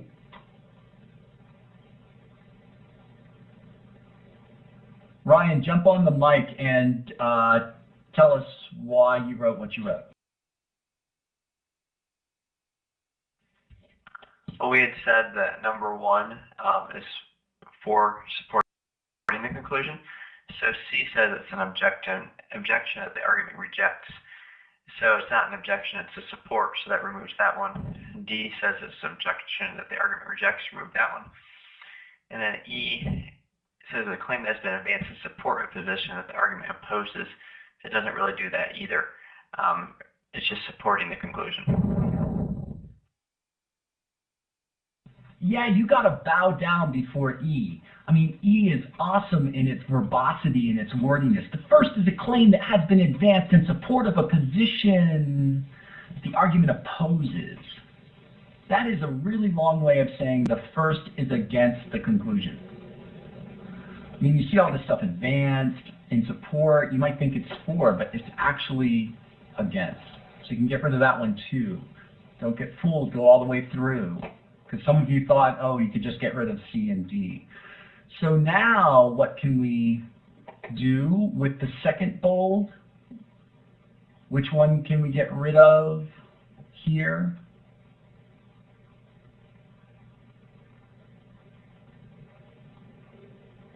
Yep, we can get rid of B because we're actually saying that the second statement is the conclusion. Good. So there are about 8 or 9 of these in the official guide, 12th edition, and it's worth going through those. I want to show you a methodology that one of our students developed a few months back, and we thought it was good enough to put in the book and actually put in our slides as a secondary method. So we've just seen that classifying the bolded portions as for, against, or the conclusion itself is useful.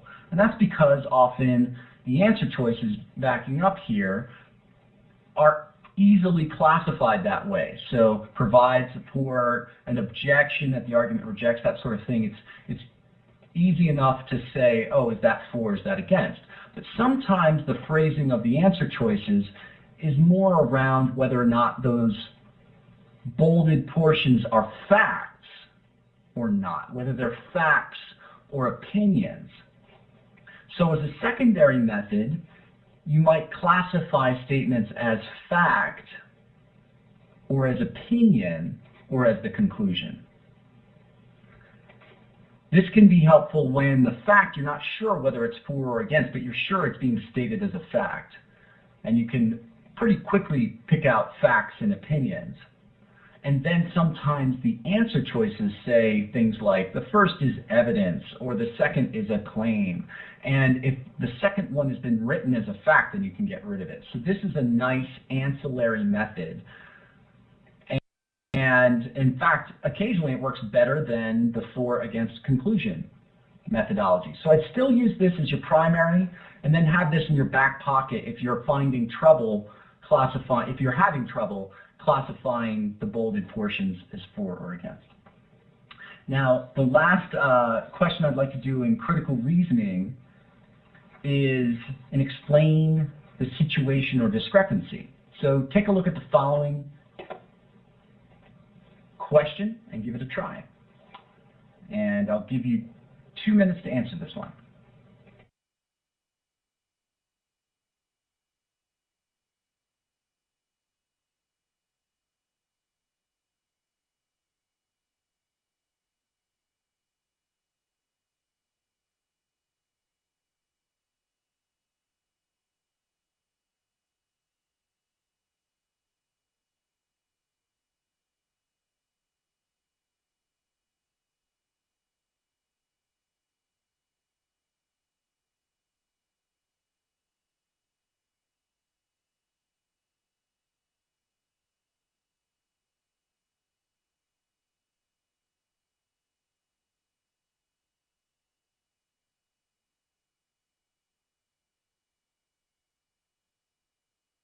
Right.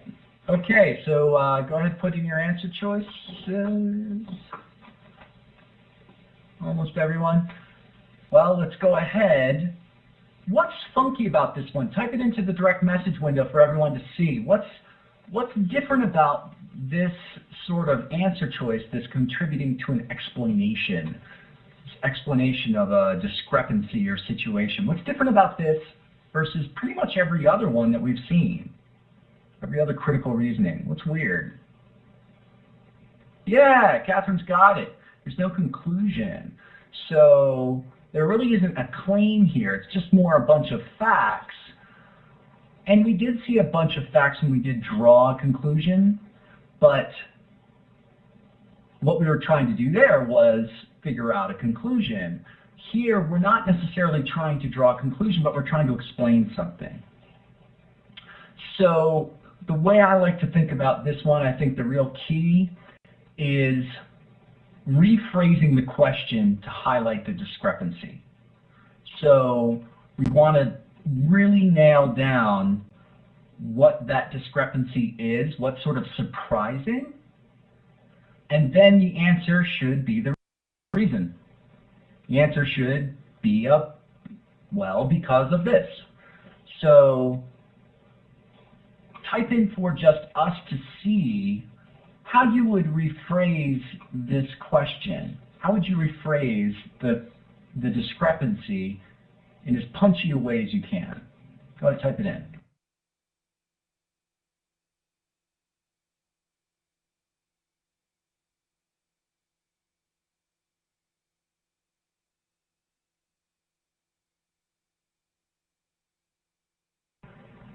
I like the what's up with that thing. Yeah, that's good. I like that. And what I'm seeing people type in are questions that begin with the word why. That's exactly right. So it should be well, why do mortgage companies require this one kind of insurance but not the other? I mean, you can phrase it a number of different ways, but you're really trying to figure out why that is, and then the answer should be because blah blah. And so if they ask the question this way, it's a little bit easier to hone in on the correct answer. Is it because some people are less aware of tragedies? No. Many people are made uncomfortable by having to consider, no, that's not why mortgage companies do it.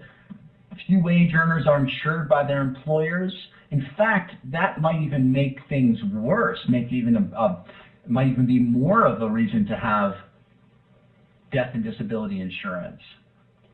The value of a property is not affected by the death or disability. There we go. That explains the discrepancy, because the mortgage company can sell off that house. And finally, the insurance against major disasters, that could, it being more costly, that could actually mean, well, that's funny, you might even want to insure against death or disability. And again, that's from the point of view of the insured, not the insurer. So y'all got this one right. I think what, again, helps you on these kind of oddball types, these minor types, is to find a method that speeds it up for you. And in this one, I think re-articulating the question, rephrasing the question is the way to go. Okay, let's do this. We'll do the evaluation. We've taken we've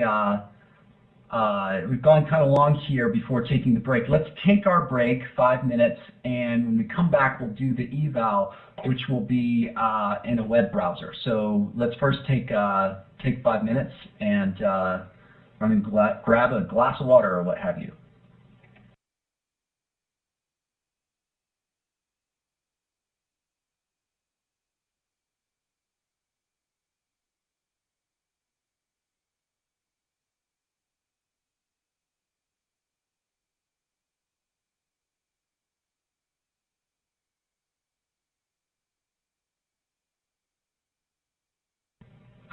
Ganesh, you're asking for the slides after D38. There actually wasn't another problem that was done, just so you know. but went through the what sentence correction tests as kind of a wrap-up. So I'll pop those up, but I think it's best if you watch the recording and just get to that point, but I'll put them up right now.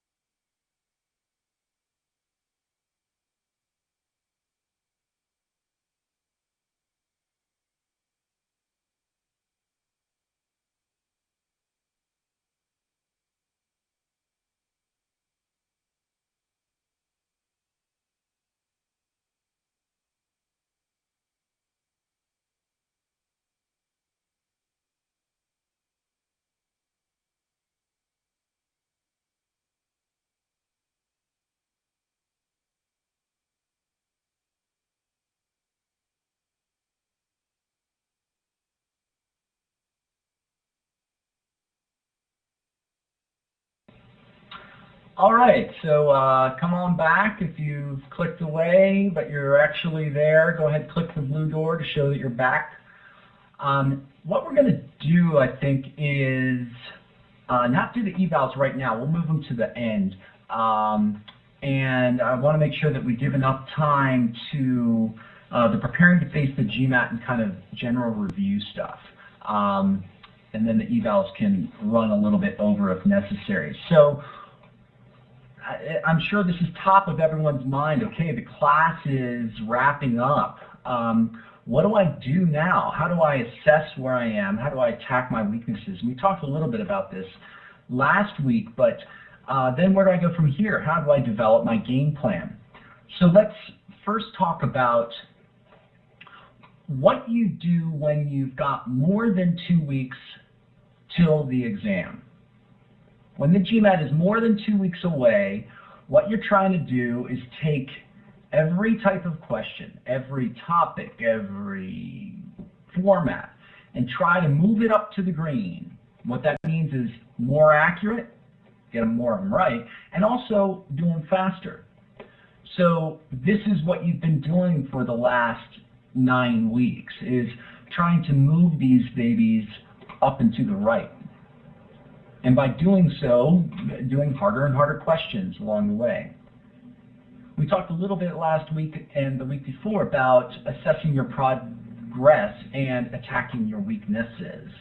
So while you're in that phase before 2 weeks before game day, you're in this cycle. You're building your foundation. You're assessing where you are and saying, oh, there are my weaknesses. And then you're building further. And so this is an iteration. This is an iterative cycle. It goes around and around. And so for many of you, this is going to continue because you're not taking the GMAT right away after this class is over. You maybe have a month or something like that before the GMAT, or even longer, in which case continue this cycle and don't just depend on the forcing function of the class to help you do that. So how do you assess your progress? Again, use your computer adaptive tests, your CATs, generate those assessment reports, and it's often best to go ahead and just use the most recent tests. Don't necessarily go all the way back to your free practice test from way long ago. And run that assessment report on your last couple of exams. Maybe you've only done a couple. And then identify those subjects that you haven't done so well on, either in terms of accuracy the accuracy is below, say, 50% right, or in which you're slow. And of course, what that's going to mean is going back and reviewing your content and redoing content. From the strategy guides, if it's fundamentals that you don't understand, and using the OG as well, and doing CAT problems. And then another piece that you need to add into your practice at this point is time sets from the remaining OG books. And those remaining OG books are those supplements, but you can also, of course, use any 12th edition problems, of course, that you haven't done yet, or ones that you have, but it's been a while since you've done them. Here's the sort of reason for doing time sets. You've been studying up to this point topic by topic. Here's geometry. Here is number properties. And you've been doing official guide problems kind of knowing the area you're working in. Oh, I'm working on triangles, so I'm doing a bunch of triangle problems. You're already primed to do triangle problems. Then every few weeks or so you've done a practice exam, or maybe not even every few weeks. And so what you have to start to do now is build in timed mixed sets into your practice. So Ganesh is asking, how do you structure those? I'll get to that in a second, because that is exactly the key here. These timed sets are mixed across topics. So they're not just triangles. So I think one of the best ways to do this is to go in order in the official guide. So you get a group of problems that have similar numbers. So numbers 100 to 109, do those 10 problems. Maybe you do an easier set, numbers 20 through 29, or a harder set, numbers 200 through 206. You can combine not only topics, but we should really write here formats. So you can combine DS and PS. But, you know, to be honest, this isn't quite so important, because you'll do that naturally on your practice exams. And moreover, the recognition issue isn't so important as to what type of problem it is by format. Is it a data sufficiency or a problem solving? You can tell that in an instant when you glance at the problem. What's much more difficult is to tell, well, wait, what's this problem about? Is it number properties, odds and evens, or is it something else, or is it something else? And you're looking for clues in the problem. And since the GMAT doesn't tell you ahead of time, hey, you're going to get a triangle problem next, you have to be ready to switch between different topics. So I think one of the best ways to do that is simply say, do a consecutive numbered set. So that's important enough, let me just type that up. Consecutive number set out of the OG. And that will do most of what you need. Now, I wouldn't make that set very long. I mentioned 10 problems, say, of math. That's the highest I would generally go. Maybe I'd go to 15 as I get closer to the exam, but you can even get a lot out of simply doing 5 problems in a row. You want to do those timed. And so what I think of those little sets are, how I think of those little sets is they're little mini GMATs. So I want to not be distracted. I want to hole up and have a stopwatch where I'm actually timing myself. And not stopping after each question, but doing the whole set one after the other. That should take you 10, 15, 20, even 30 minutes for the set. And then review, spending even up to twice as much time afterwards, everything about each of those problems. You want to master each of those problems. Not just how to do it so you get it right, but how to do it easily, how to do it quickly.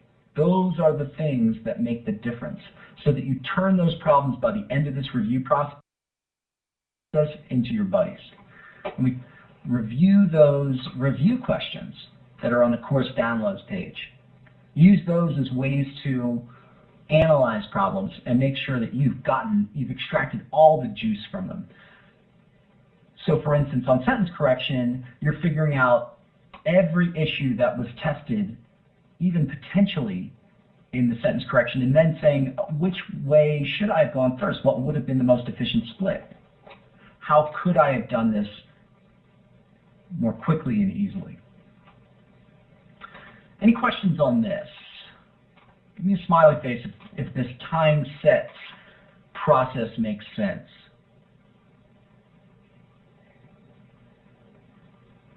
Good.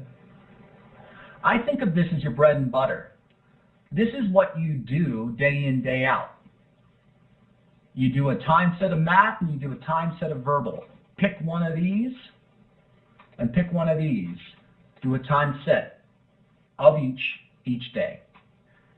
If you're way ahead on one side, say you're way ahead on verbal and you need a lot more work in quant, then maybe do 2 sets of quant and do less on the verbal.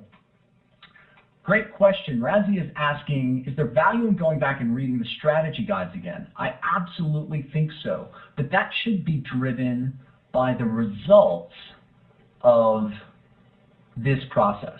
So as you go, say you do a random set and you discover, man, wait a second, I'm going back over this problem. I don't understand the explanation. I don't even know how to do it. It's triangles, I can tell that much, but you can't figure out anything else about it. That's when to go back to the strategy guide and review, okay, wait, what are some of the fundamental principles around triangles? Now, what I would do is I would focus on the easier problems first, rather than go hunting for, okay, I've never seen these problems before and they're super difficult. I want to extract everything out of the challenge problem archive. Don't worry about that. What's much more important is redoing problems that are easier that you did maybe a while ago so that you master them. So during this side, that's when to go back and reread any parts of the strategy guides. But you don't want to sort of reread everything out of every guide or redo every inaction problem. That's going to be way too much to do, and it's going to kill your will to live. You need to actually focus on the things that you're not as good at. Now, a good follow-up question, what about the advanced sections? Move on to the advanced sections when you're really comfortable with the general sections, with the general stuff. As you're moving into the higher 600, 700 plus level questions, sort of the last third and higher of the OG questions, you'll encounter issues that show up in the advanced sections. You could either wait to sort of discover them through this process, or you could go ahead and work on them directly. Ganesh is asking, is it better to start off with the problems that are easier or mix it up with easy, medium, hard? I think it's better to start with a set of random problems that is somewhat below the level that you've been working at in order to really solidify it and making them fast and easy for you, then work your way up from there. So much better to start a little lower, because remember what you're doing is you're mixing up the topics. So that's automatically going to make it harder. And absolutely, when you're just rereading, say on the bus or on the subway or just whatever, that's not as useful as actually putting pen to paper. So make sure you're doing as much of that as possible. There are some things where you can just be reading. Say, for instance, our flashcards are really useful, but you're doing thinking and you're solving problems there. Those are the flashcards you can download from our website. And they're very useful for speeding up things. Let me throw out one other technique here that I found very useful. As you lengthen out these sets, another technique is just to say spend 45 to 60 seconds per question and do a long set and only open the question. So you say do 20 to 25 math questions in a row, but you're just opening them. And if you can solve them in the 45 to 60 seconds, go ahead and do it. But you're just sort of like doing a workout across a bunch of areas. In terms of range of scores, Andrew, it's a good question. It's really all over because people come in with all kinds of backgrounds. So we do see a variety of outcomes. Yeah, and our average is somewhere a little under 700, but we don't. It's kind of it's not the most useful stat for you. I mean, it's really like, okay, you're here at a gym. There are a bunch of people working out alongside you. The question is really, where are you going to get to? And how are you going to do? So if we said, hey, a whole bunch of people in our gym can lift 200 pounds, does that mean that you can lift 200 pounds if you join our gym? Well, maybe, maybe not, you know. So those kind of average numbers, what you should really be doing at this point is not worrying about like what everyone else is doing, more like where do you need to get to and how can you do. So you've come this far. Trust in our process. People do well after working with us, and so the way I like to think of it is sort of have faith in the overall outcome of the process while being pretty rigorous at the micro level on what you could do better. So you kind of be ruthless and even rigorous with yourself on the individual issues you can change while not beating yourself up so much that you're taking yourself out of your game. So let's talk about the last 2 weeks, how you develop this game plan. So you've gotten down to the wire here, and 2 weeks is a round number. Could be just the week before, but it shouldn't be the night before. You need to do something where you're developing your game plan and then practice implementing your game plan more than just within the next 12 hours. So what are we talking about here? What we're talking about is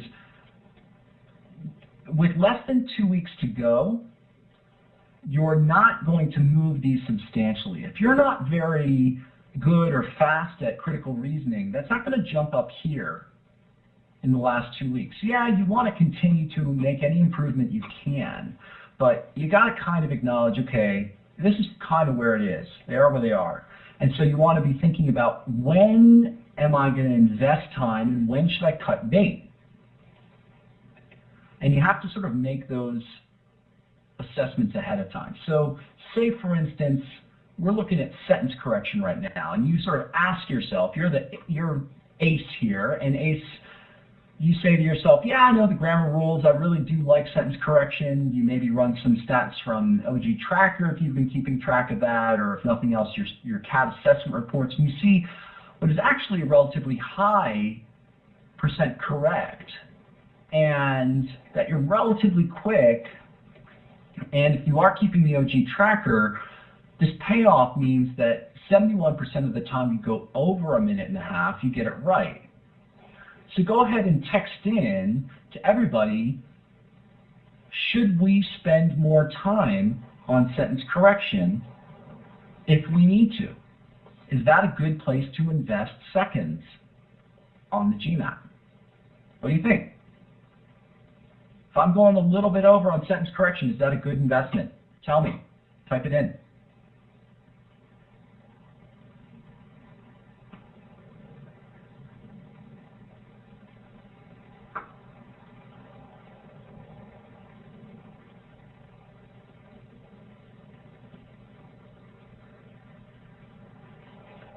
Yeah, I mean, these numbers, this % correct may look low, but remember, we're talking about an adaptive test here. So 61% is actually pretty good, believe it or not, in terms of the number that you get right, because it keeps getting harder trying to give you get you to be about 50% right on things.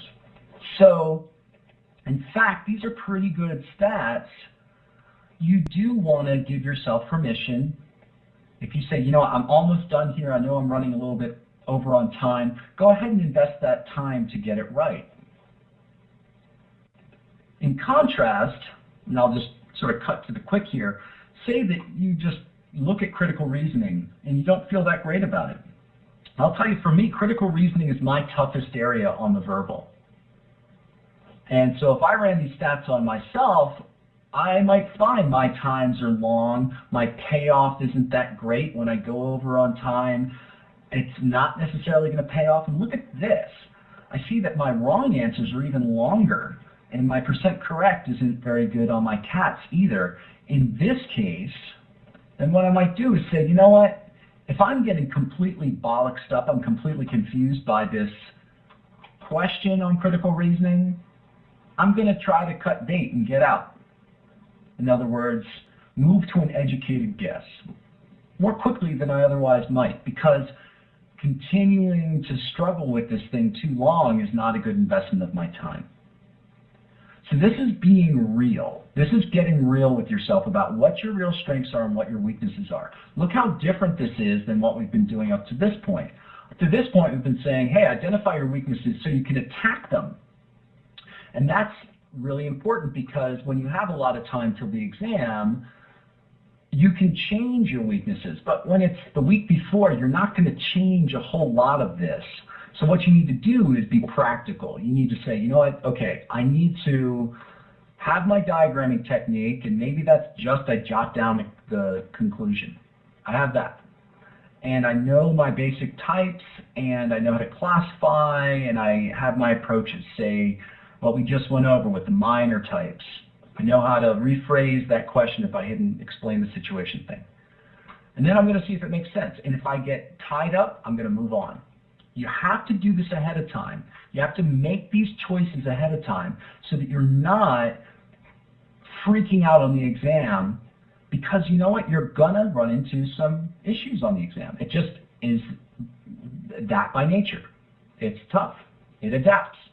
So if you've already given yourself permission to get out of certain types of questions, then you're going to perform much better on the exam overall. So think of this as like, hey, I'm great at sentence correction. If I'm going over on sentence correction, that's fine, because I'm going to make money there. Critical reasoning, it's not that I give up completely right away on critical reasoning. I can't afford to do that. But I'm sort of divesting seconds. In other words, I'm not over-investing time. So I'm sort of selling critical reasoning and buying sentence correction. So you want to choose those battles ahead of time. That's the most important thing here. Finally, a couple of tips about how to actually do this game planning process. You've got to be pretty honest and locate your strengths and weaknesses on a relative scale. It's less important what they are absolutely as, like, what are you better at and what are you not as comfortable with. You want a strategy, a go-to, a plan A for every problem type. That's both, say, data sufficiency, I'm using the grid. I'm writing my question in the upper corner, whatever it is. And even more importantly, on topic. For number properties, primes and divisibility, I see a number, I'm breaking it down to its primes. I'm writing it as a product of primes. And you want to have an educated guessing plan for every problem type, most importantly those ones that you aren't so psyched about. So say it's something in probability, and you're not a huge fan of probability. You say, well, my educated guessing plan is I'm going to make sure that I guess one that's in a pair that adds to 1, because probabilities are out of 1, out of 100%, and they often use the 1 minus x trick, so they put down the wrong answer as 1/8 when the right answer is 7/8, because you might have computed 1/8. In that case, I'm only going to pick either 1/8 or 7/8 because they're in a pair. Make sure you have that for the types you don't like. And then you got to rehearse this stuff. You can't just tell yourself you're going to cut time. You actually need to do this on practice cabs.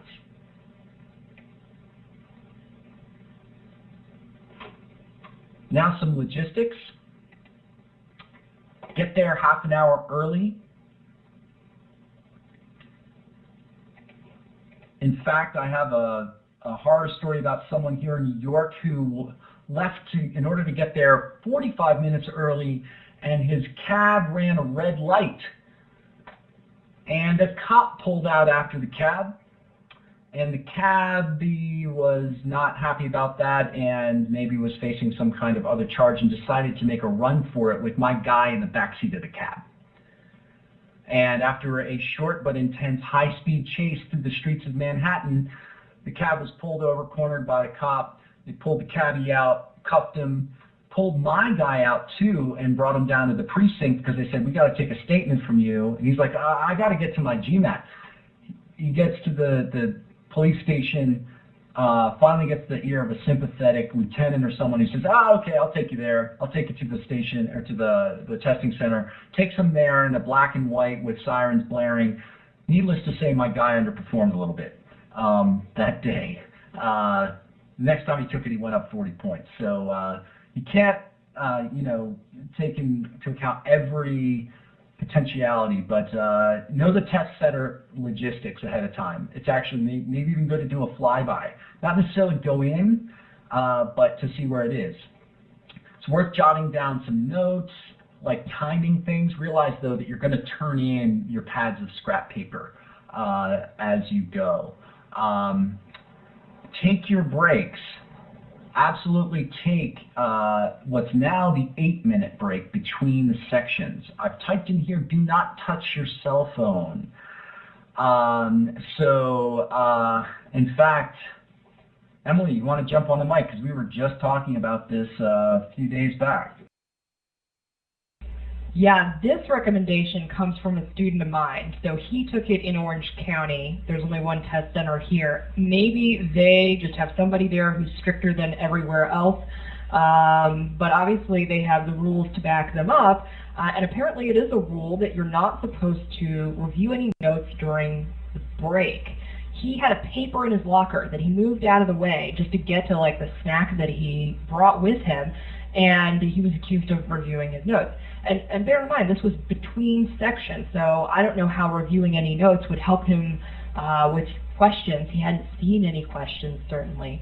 But that didn't matter. They canceled his score. And in fact, that day they told him that many people get their scores canceled for checking their cell phone. Kind of same principle. They might be checking notes in there. And a lot of people do that just by habit. So if that's you, just play it safe and leave it at home. That guy also had a good resolution when he did go in and take it again. He scored a 730. So all's well that ends well, I guess, but learn from his example. And weird things can happen. I just had a student take it last Saturday, and the fingerprinting, there's a sort of optical fingerprint scan thing to let you back into the room. And it was down, and the proctor refused to let my student go back in, and my student was freaking out seeing her math section actually get started without her while the fingerprint scan machine was down. So finally she said, I'm going in. And she sat down and started taking her exam. There was already a minute off the clock. Then the proctor proceeded to come in and interrupt her at various points, saying, I'm so sorry, I'm really sorry about that, and then came back and said, there's a way I can put a minute back on. If something like that happens, then you'll have the option, like my student did, to file a complaint. As it turned out, my student also scored above 700, got a 710, and so she said, you know what, it's done. And I had another student who scored very well, but there was a jackhammer going off nearby. Things like that, be ready to file the complaint. It's kind of the best of all worlds, because if it really goes haywire, then you can file a complaint and get the score erased. But your time and the freak outness you have is not good. So those are horror stories that come out after years of doing these things. So don't anticipate that will definitely happen to you. Just realize it can be random things. Definitely ask for new laminated paper at each break, even if you didn't use the whole thing. During the exam, if you run out of paper, you can raise your hand and they will bring you more. It's worth actually checking with your proctor, because I heard a horror story about that too, in which a proctor said, no, I won't bring you more, basically to the person during. And that was weird. So it's worth confirming with your proctor. So I raised my hand to get another pad, and of course you have to turn in your old pad. But they're sitting in a sort of pod in the middle of this testing room, and they can see everyone's backs. So they can see you when you raise your hand. Don't do it at the last second. Raise your hand beforehand. And don't let the fact that you could be forced to do that to get new laminated paper force you to do anything different about how you solve problems or take notes. Don't say, oh, I'm not going to write anything down for this problem because I might have to get more paper. No, solve the problem, worry about it later. And do keep a positive mindset throughout. This actually gets to one of our don'ts, which is, I'll bring it up from the bottom, don't try to interpret your score trajectory during the exam. It's easy to say, oh, this problem's so easy. Oh my goodness, I must be getting it wrong. I must be doing terrible on this exam or something.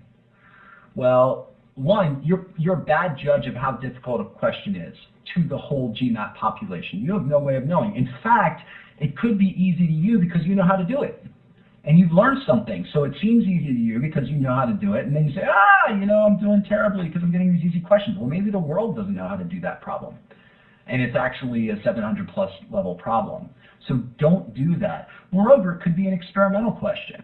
So even if you get 2 plus 3 equals question mark, what is that? Don't sit there and say, oh, I must be screwing up. Okay?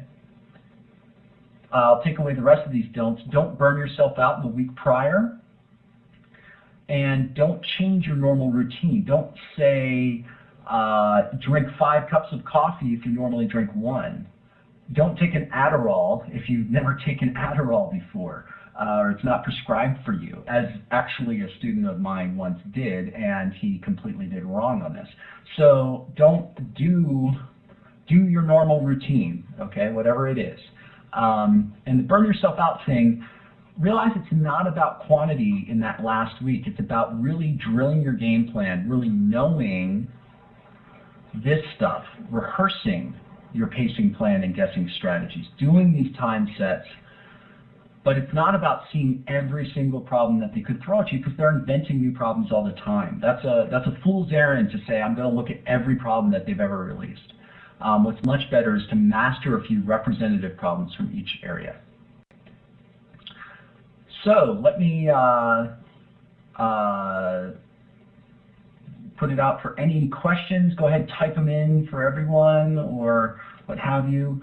And we can also talk about this after class if you have particular questions on your personal situation. By the way, how do you sign up for the GMAT in case you have not already? Where do you go? You go to where you've already been, mba.com. And so make sure that you sign up there and get the GMAT prep tests, which are very useful to add into the sort of later stages of your GMAT preparation. What's great about the GMAT prep tests is that they're true GMAT questions, retired from the GMAT, and some of them don't exist anywhere else. The bad thing is it doesn't give you any feedback other than what's the right answer. It doesn't tell you how long you spent on a question, doesn't give you any explanations, that sort of thing. By the way, for explanations on those, you can frequently look on our forums because people post there, hey, what about this question? And so you can find out information that way. And so the GMAT preps are really important. Let me answer these questions one in a row. Best time of day to take it, it's really up to you, your biorhythms. And I would take your last practice exam or two at the same time you've planned to take it. I am not a morning person. Other people are. I've always taken my standardized tests in the afternoon or even in the evening. Experimental questions, don't try to interpret which ones they are. The only way to use experimental questions is as a little mental crutch for yourself, that if you get jacked up on a question, get tied up, say to yourself, this is probably experimental, and take a guess and move on. In fact, I even recommend going into each section, the math and the verbal, with sort of two smart bombs, two educated guesses you're already going to make. Meaning, I see question 10, I get to question 10, and it's really weird. I'm going to move into plan B, guess mode right away. It doesn't mean I guess randomly, it means I guess educatedly. And I do that within the first 30 seconds, and I move on. Recommended timing checks during the GMAT exam. We have a lab on that, on timing strategy. I recommend going back over that. The basic thing is for the math, you want to be 7 to 8 questions further along every 15 minutes. I recommend coming up every 15 minutes and seeing where you are, as opposed to always worrying about your time. And you should be about the benchmarks. And likewise for the verbal, every 15 minutes, at the 15-minute marks, you should be 8 to 10 questions further along. Month till the test, here's my recommended timing. Let me pop up a blank thing here and say this is a calendar. And let's say that you've got about a month to the test. And let's say you're going to take the GMAT on this Saturday. And here's what I would recommend. I would recommend a practice exam the weekend before, and also another one here, and maybe one in here. And there are even some folks who've done some, not practice exams, but some GMAT focus stuff in here. What GMAT focus is additional math problems that you can get from the GMAT folks themselves. Some of those overlap with 12th edition questions. You have to pay for them. It's $25 for 24 questions, but they give you some explanations and they do time you. So that's another thing that you can do, and it's kind of like doing a half or 2/3 of a math section. People overdo practice exams in general. I think it's better to space them out a little bit, somewhere between a week and 2 weeks between. Because really what you want to do is take this time between to review the game tape and do all that analysis of every one of the 37 math and 41 verbal. So you've really gone through and extracted all the juice out of them. And then practice differently leading up to the next thing. So you might space this depending on your personal schedule so that you can squeeze in a third practice exam somewhere here. But that's how I'd roughly do it. So you've got our 6 practice exams, and then you can do them further. You can take a 7th, 8th. It's just resetting, and the pool will, you'll see some of the same questions, but you'll probably see some new ones. Then you've also got the 2 GMAT prep exams, and that's generally enough. So really, you don't need more practice exams than that. And in fact, that's often more than what people need. So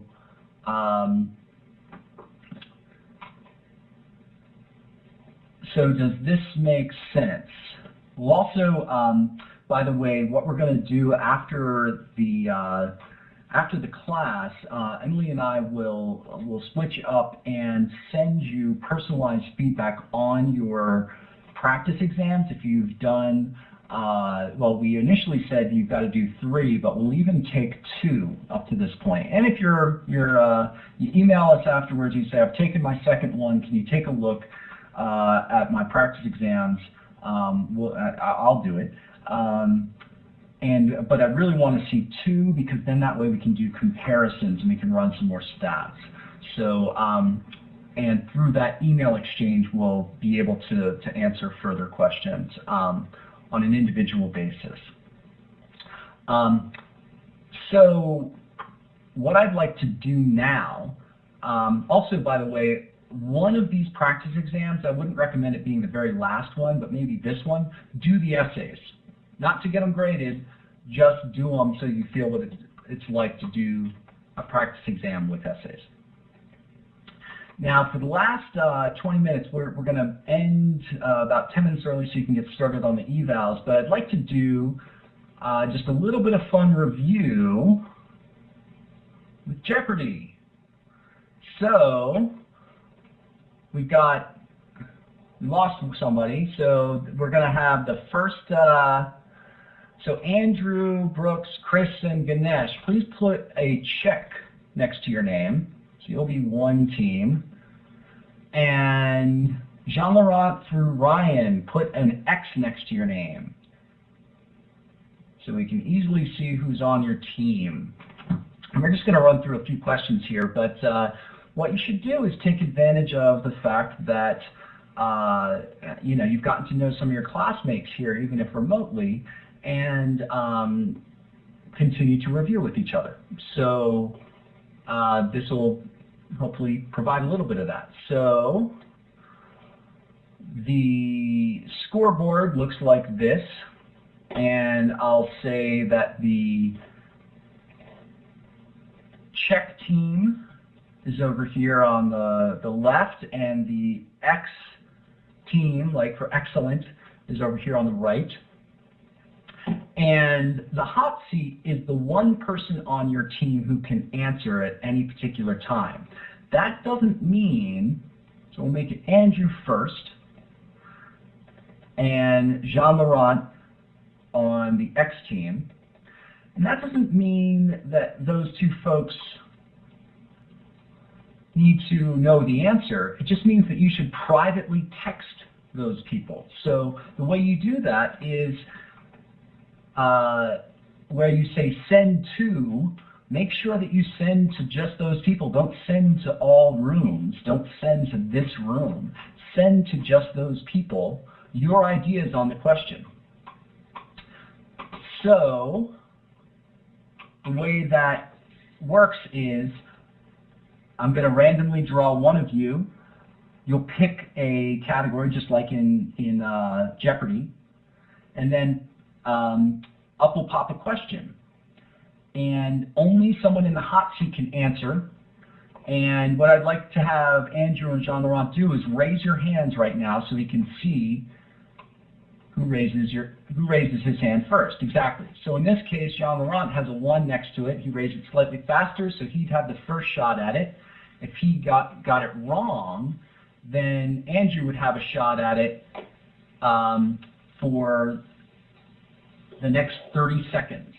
So you can get your, send to selected participants and message your whole team by clicking on everyone in your team, and you can communicate with everyone at once. That's a good idea. So, so congregate as a team. Once you agree, raise your hand. Or if you're sure already, Andrew, what the answer is, some of these questions are review questions, some of them are new. Go ahead and buzz in if you're confident, and we'll rotate the hot seat after a couple of questions. Any questions before we get going here? Okay, I'm seeing some tests. Go ahead and texting your team. So hold down your shift key and select between Andrew and Ganesh to select the top, or Jean-Laurent and Ryan to select the bottom. Or use your control and click, and you can click on individuals. Okay? Cool. So, Jean Laurent, say even or odd. Go ahead and text that in so I can see it. And what I'm doing is I'm running a random number. Tell me whether it's even or odd, and that'll determine whether you go first. So, Jean Laurent, even or odd? Even. It is odd. So, Andrew, go ahead and come on the mic and tell us a category and amount. Yeah, can we do data sufficiency for 100?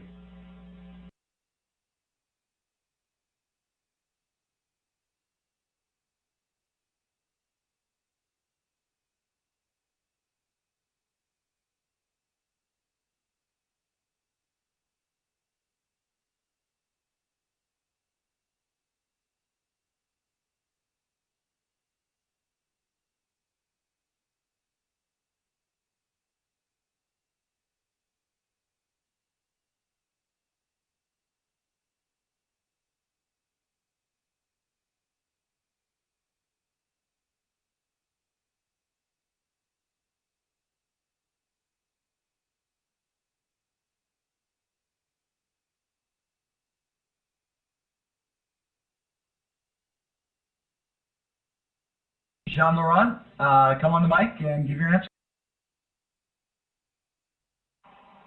We have a B. Okay, I won't get on your case about form of a question, and unfortunately that is incorrect. So, Andrew, your team has a minute. Go ahead.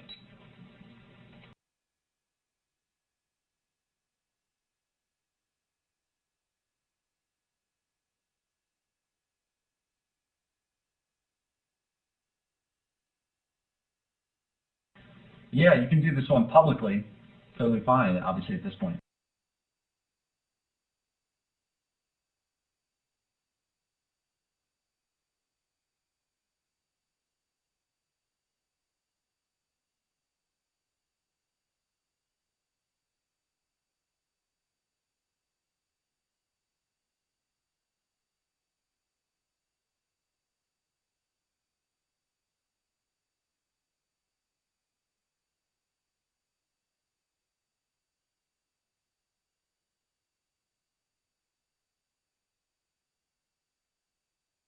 Hey, okay, your answer, please.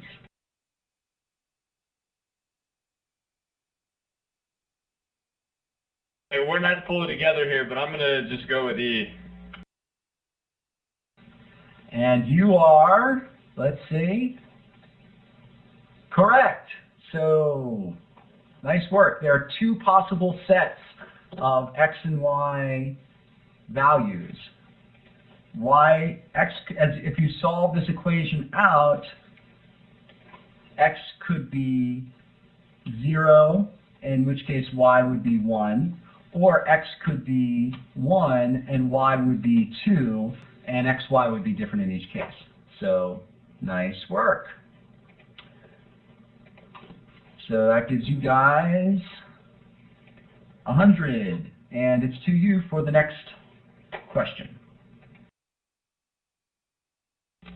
Let's do word translations for 100.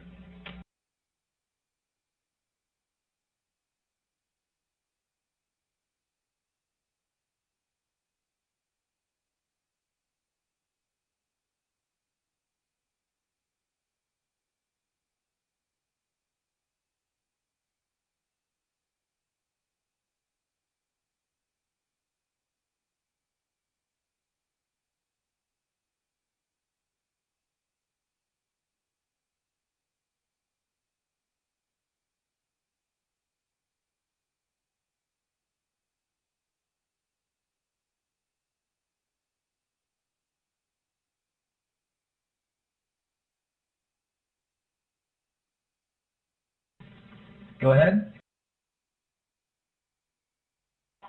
What is A?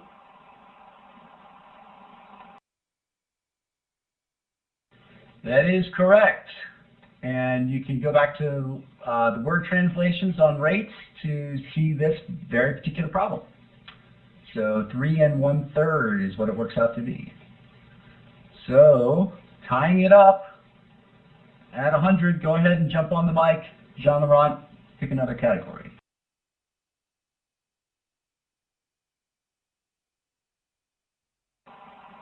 All right, I'll say sentence correction for 100.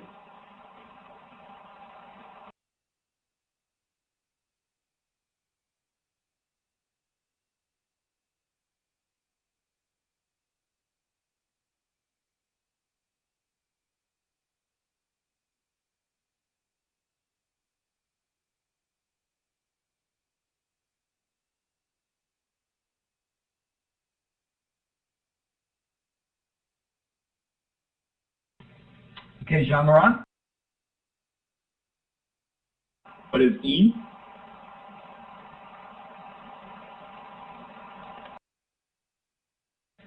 That is correct. And now let's shift the hot seat. So Brooks and Catherine, you guys are up using that in the generic sense. So let me cross this out, change it. And Catherine, go ahead and pick. Actually, I need to run, so I'm going to have to step away. I'm sorry. All right, it's you then, Razi. And Catherine, because we're the eval is going to go into the last bit, we'll make sure to send you the link so you can fill that in afterwards. So Razi, you're up.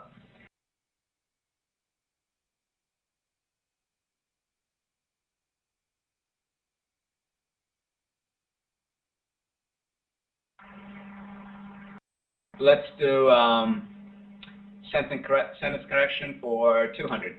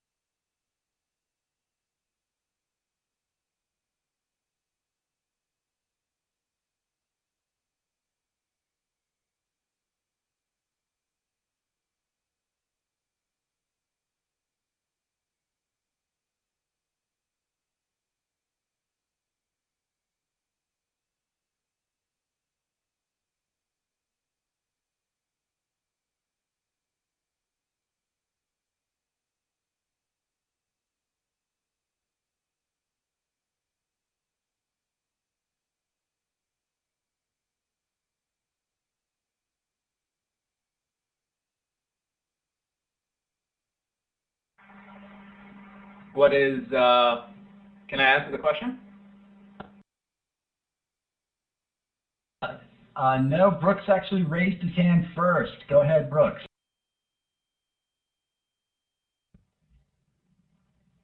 Yeah, I was going to go with A.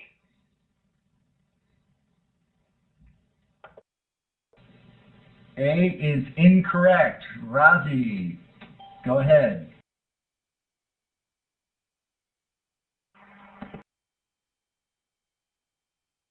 You want to give that another try?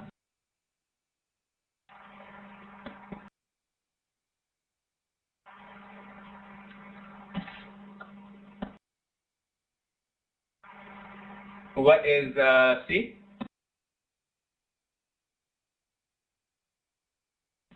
That is correct. So let's see. We're probably going to have time for just a couple more here. Go ahead, pick another.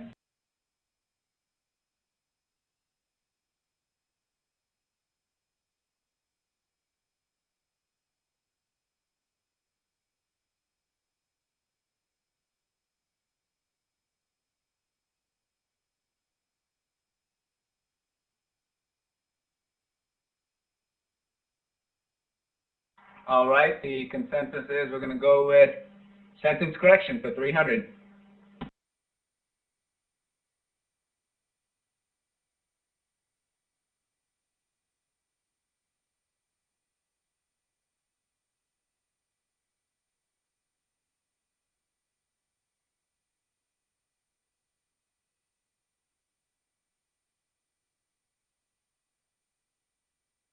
Go ahead, Brooks. So I went with C. Or I guess what is C? That is correct. So C is right, which ties us up, and that's probably just as good a time to stop as any. So what I'd suggest is actually, if you want, send us an email, and I suggested this beforehand and didn't get a ton of response. But if you want to be on an email list among yourselves to continue to sort of stay on the straight and narrow, sort of meet periodically by email, so to speak, and keep motivated, then let me know. Let us know. Because studying doesn't have to be, non-fun. It can actually be kind of fun. So the evals we'd like you to do at this point. It's been really great having you in class, and sorry to have you do this at the very end here, but wanted to make sure that we had enough time for all the other things you wanted to do tonight. If you would open up another browser window, and maybe we can copy this back in. Emily put it in a link up above. Let's put that back in here. So open up that link. I'm the lead instructor. Emily's the co. Course name is Live Online Spring M 2009. And that will actually be it. We'll hang out here if you have any further questions, but please do fill out the eval because we make a lot of use of it. We adjust a lot of things that we do on the basis of student input. As I indicated before with the critical reasoning, that was just within the last few months a substantive change. So again, we'll be in touch. For those of you who have 2 or more exams done by this point, if you don't have 2 done, email us when you do have 2, and that's 2 Manhattan GMATs, because we can then actually run the analysis. If you've done GMAT preps, we can't run analysis on those. So again, it's been really great having you, and I want to keep in touch to hear what is going on in terms of your game plan, and as you're heading towards the GMAT, let us know how we can be helpful. So any final thoughts, Emily? Besides just wishing you all the best of luck and the best efforts that you can put forth between now and your test, just keep that momentum going. I am very optimistic about this group. You guys have been really good participants in class, and I just want to tell you to let us know how it all works out, not only the GMAT, but also where you end up going to school. I love hearing from former students. It's nice to kind of have a mental picture of where they are. So good luck with everything.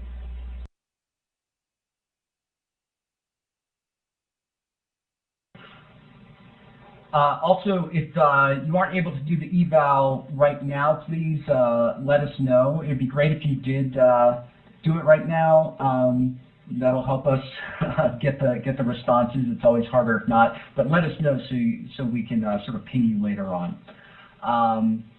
And if you have any further questions, hang out. I'll stop the recording now. And again, thanks so much. It's been great having you as students.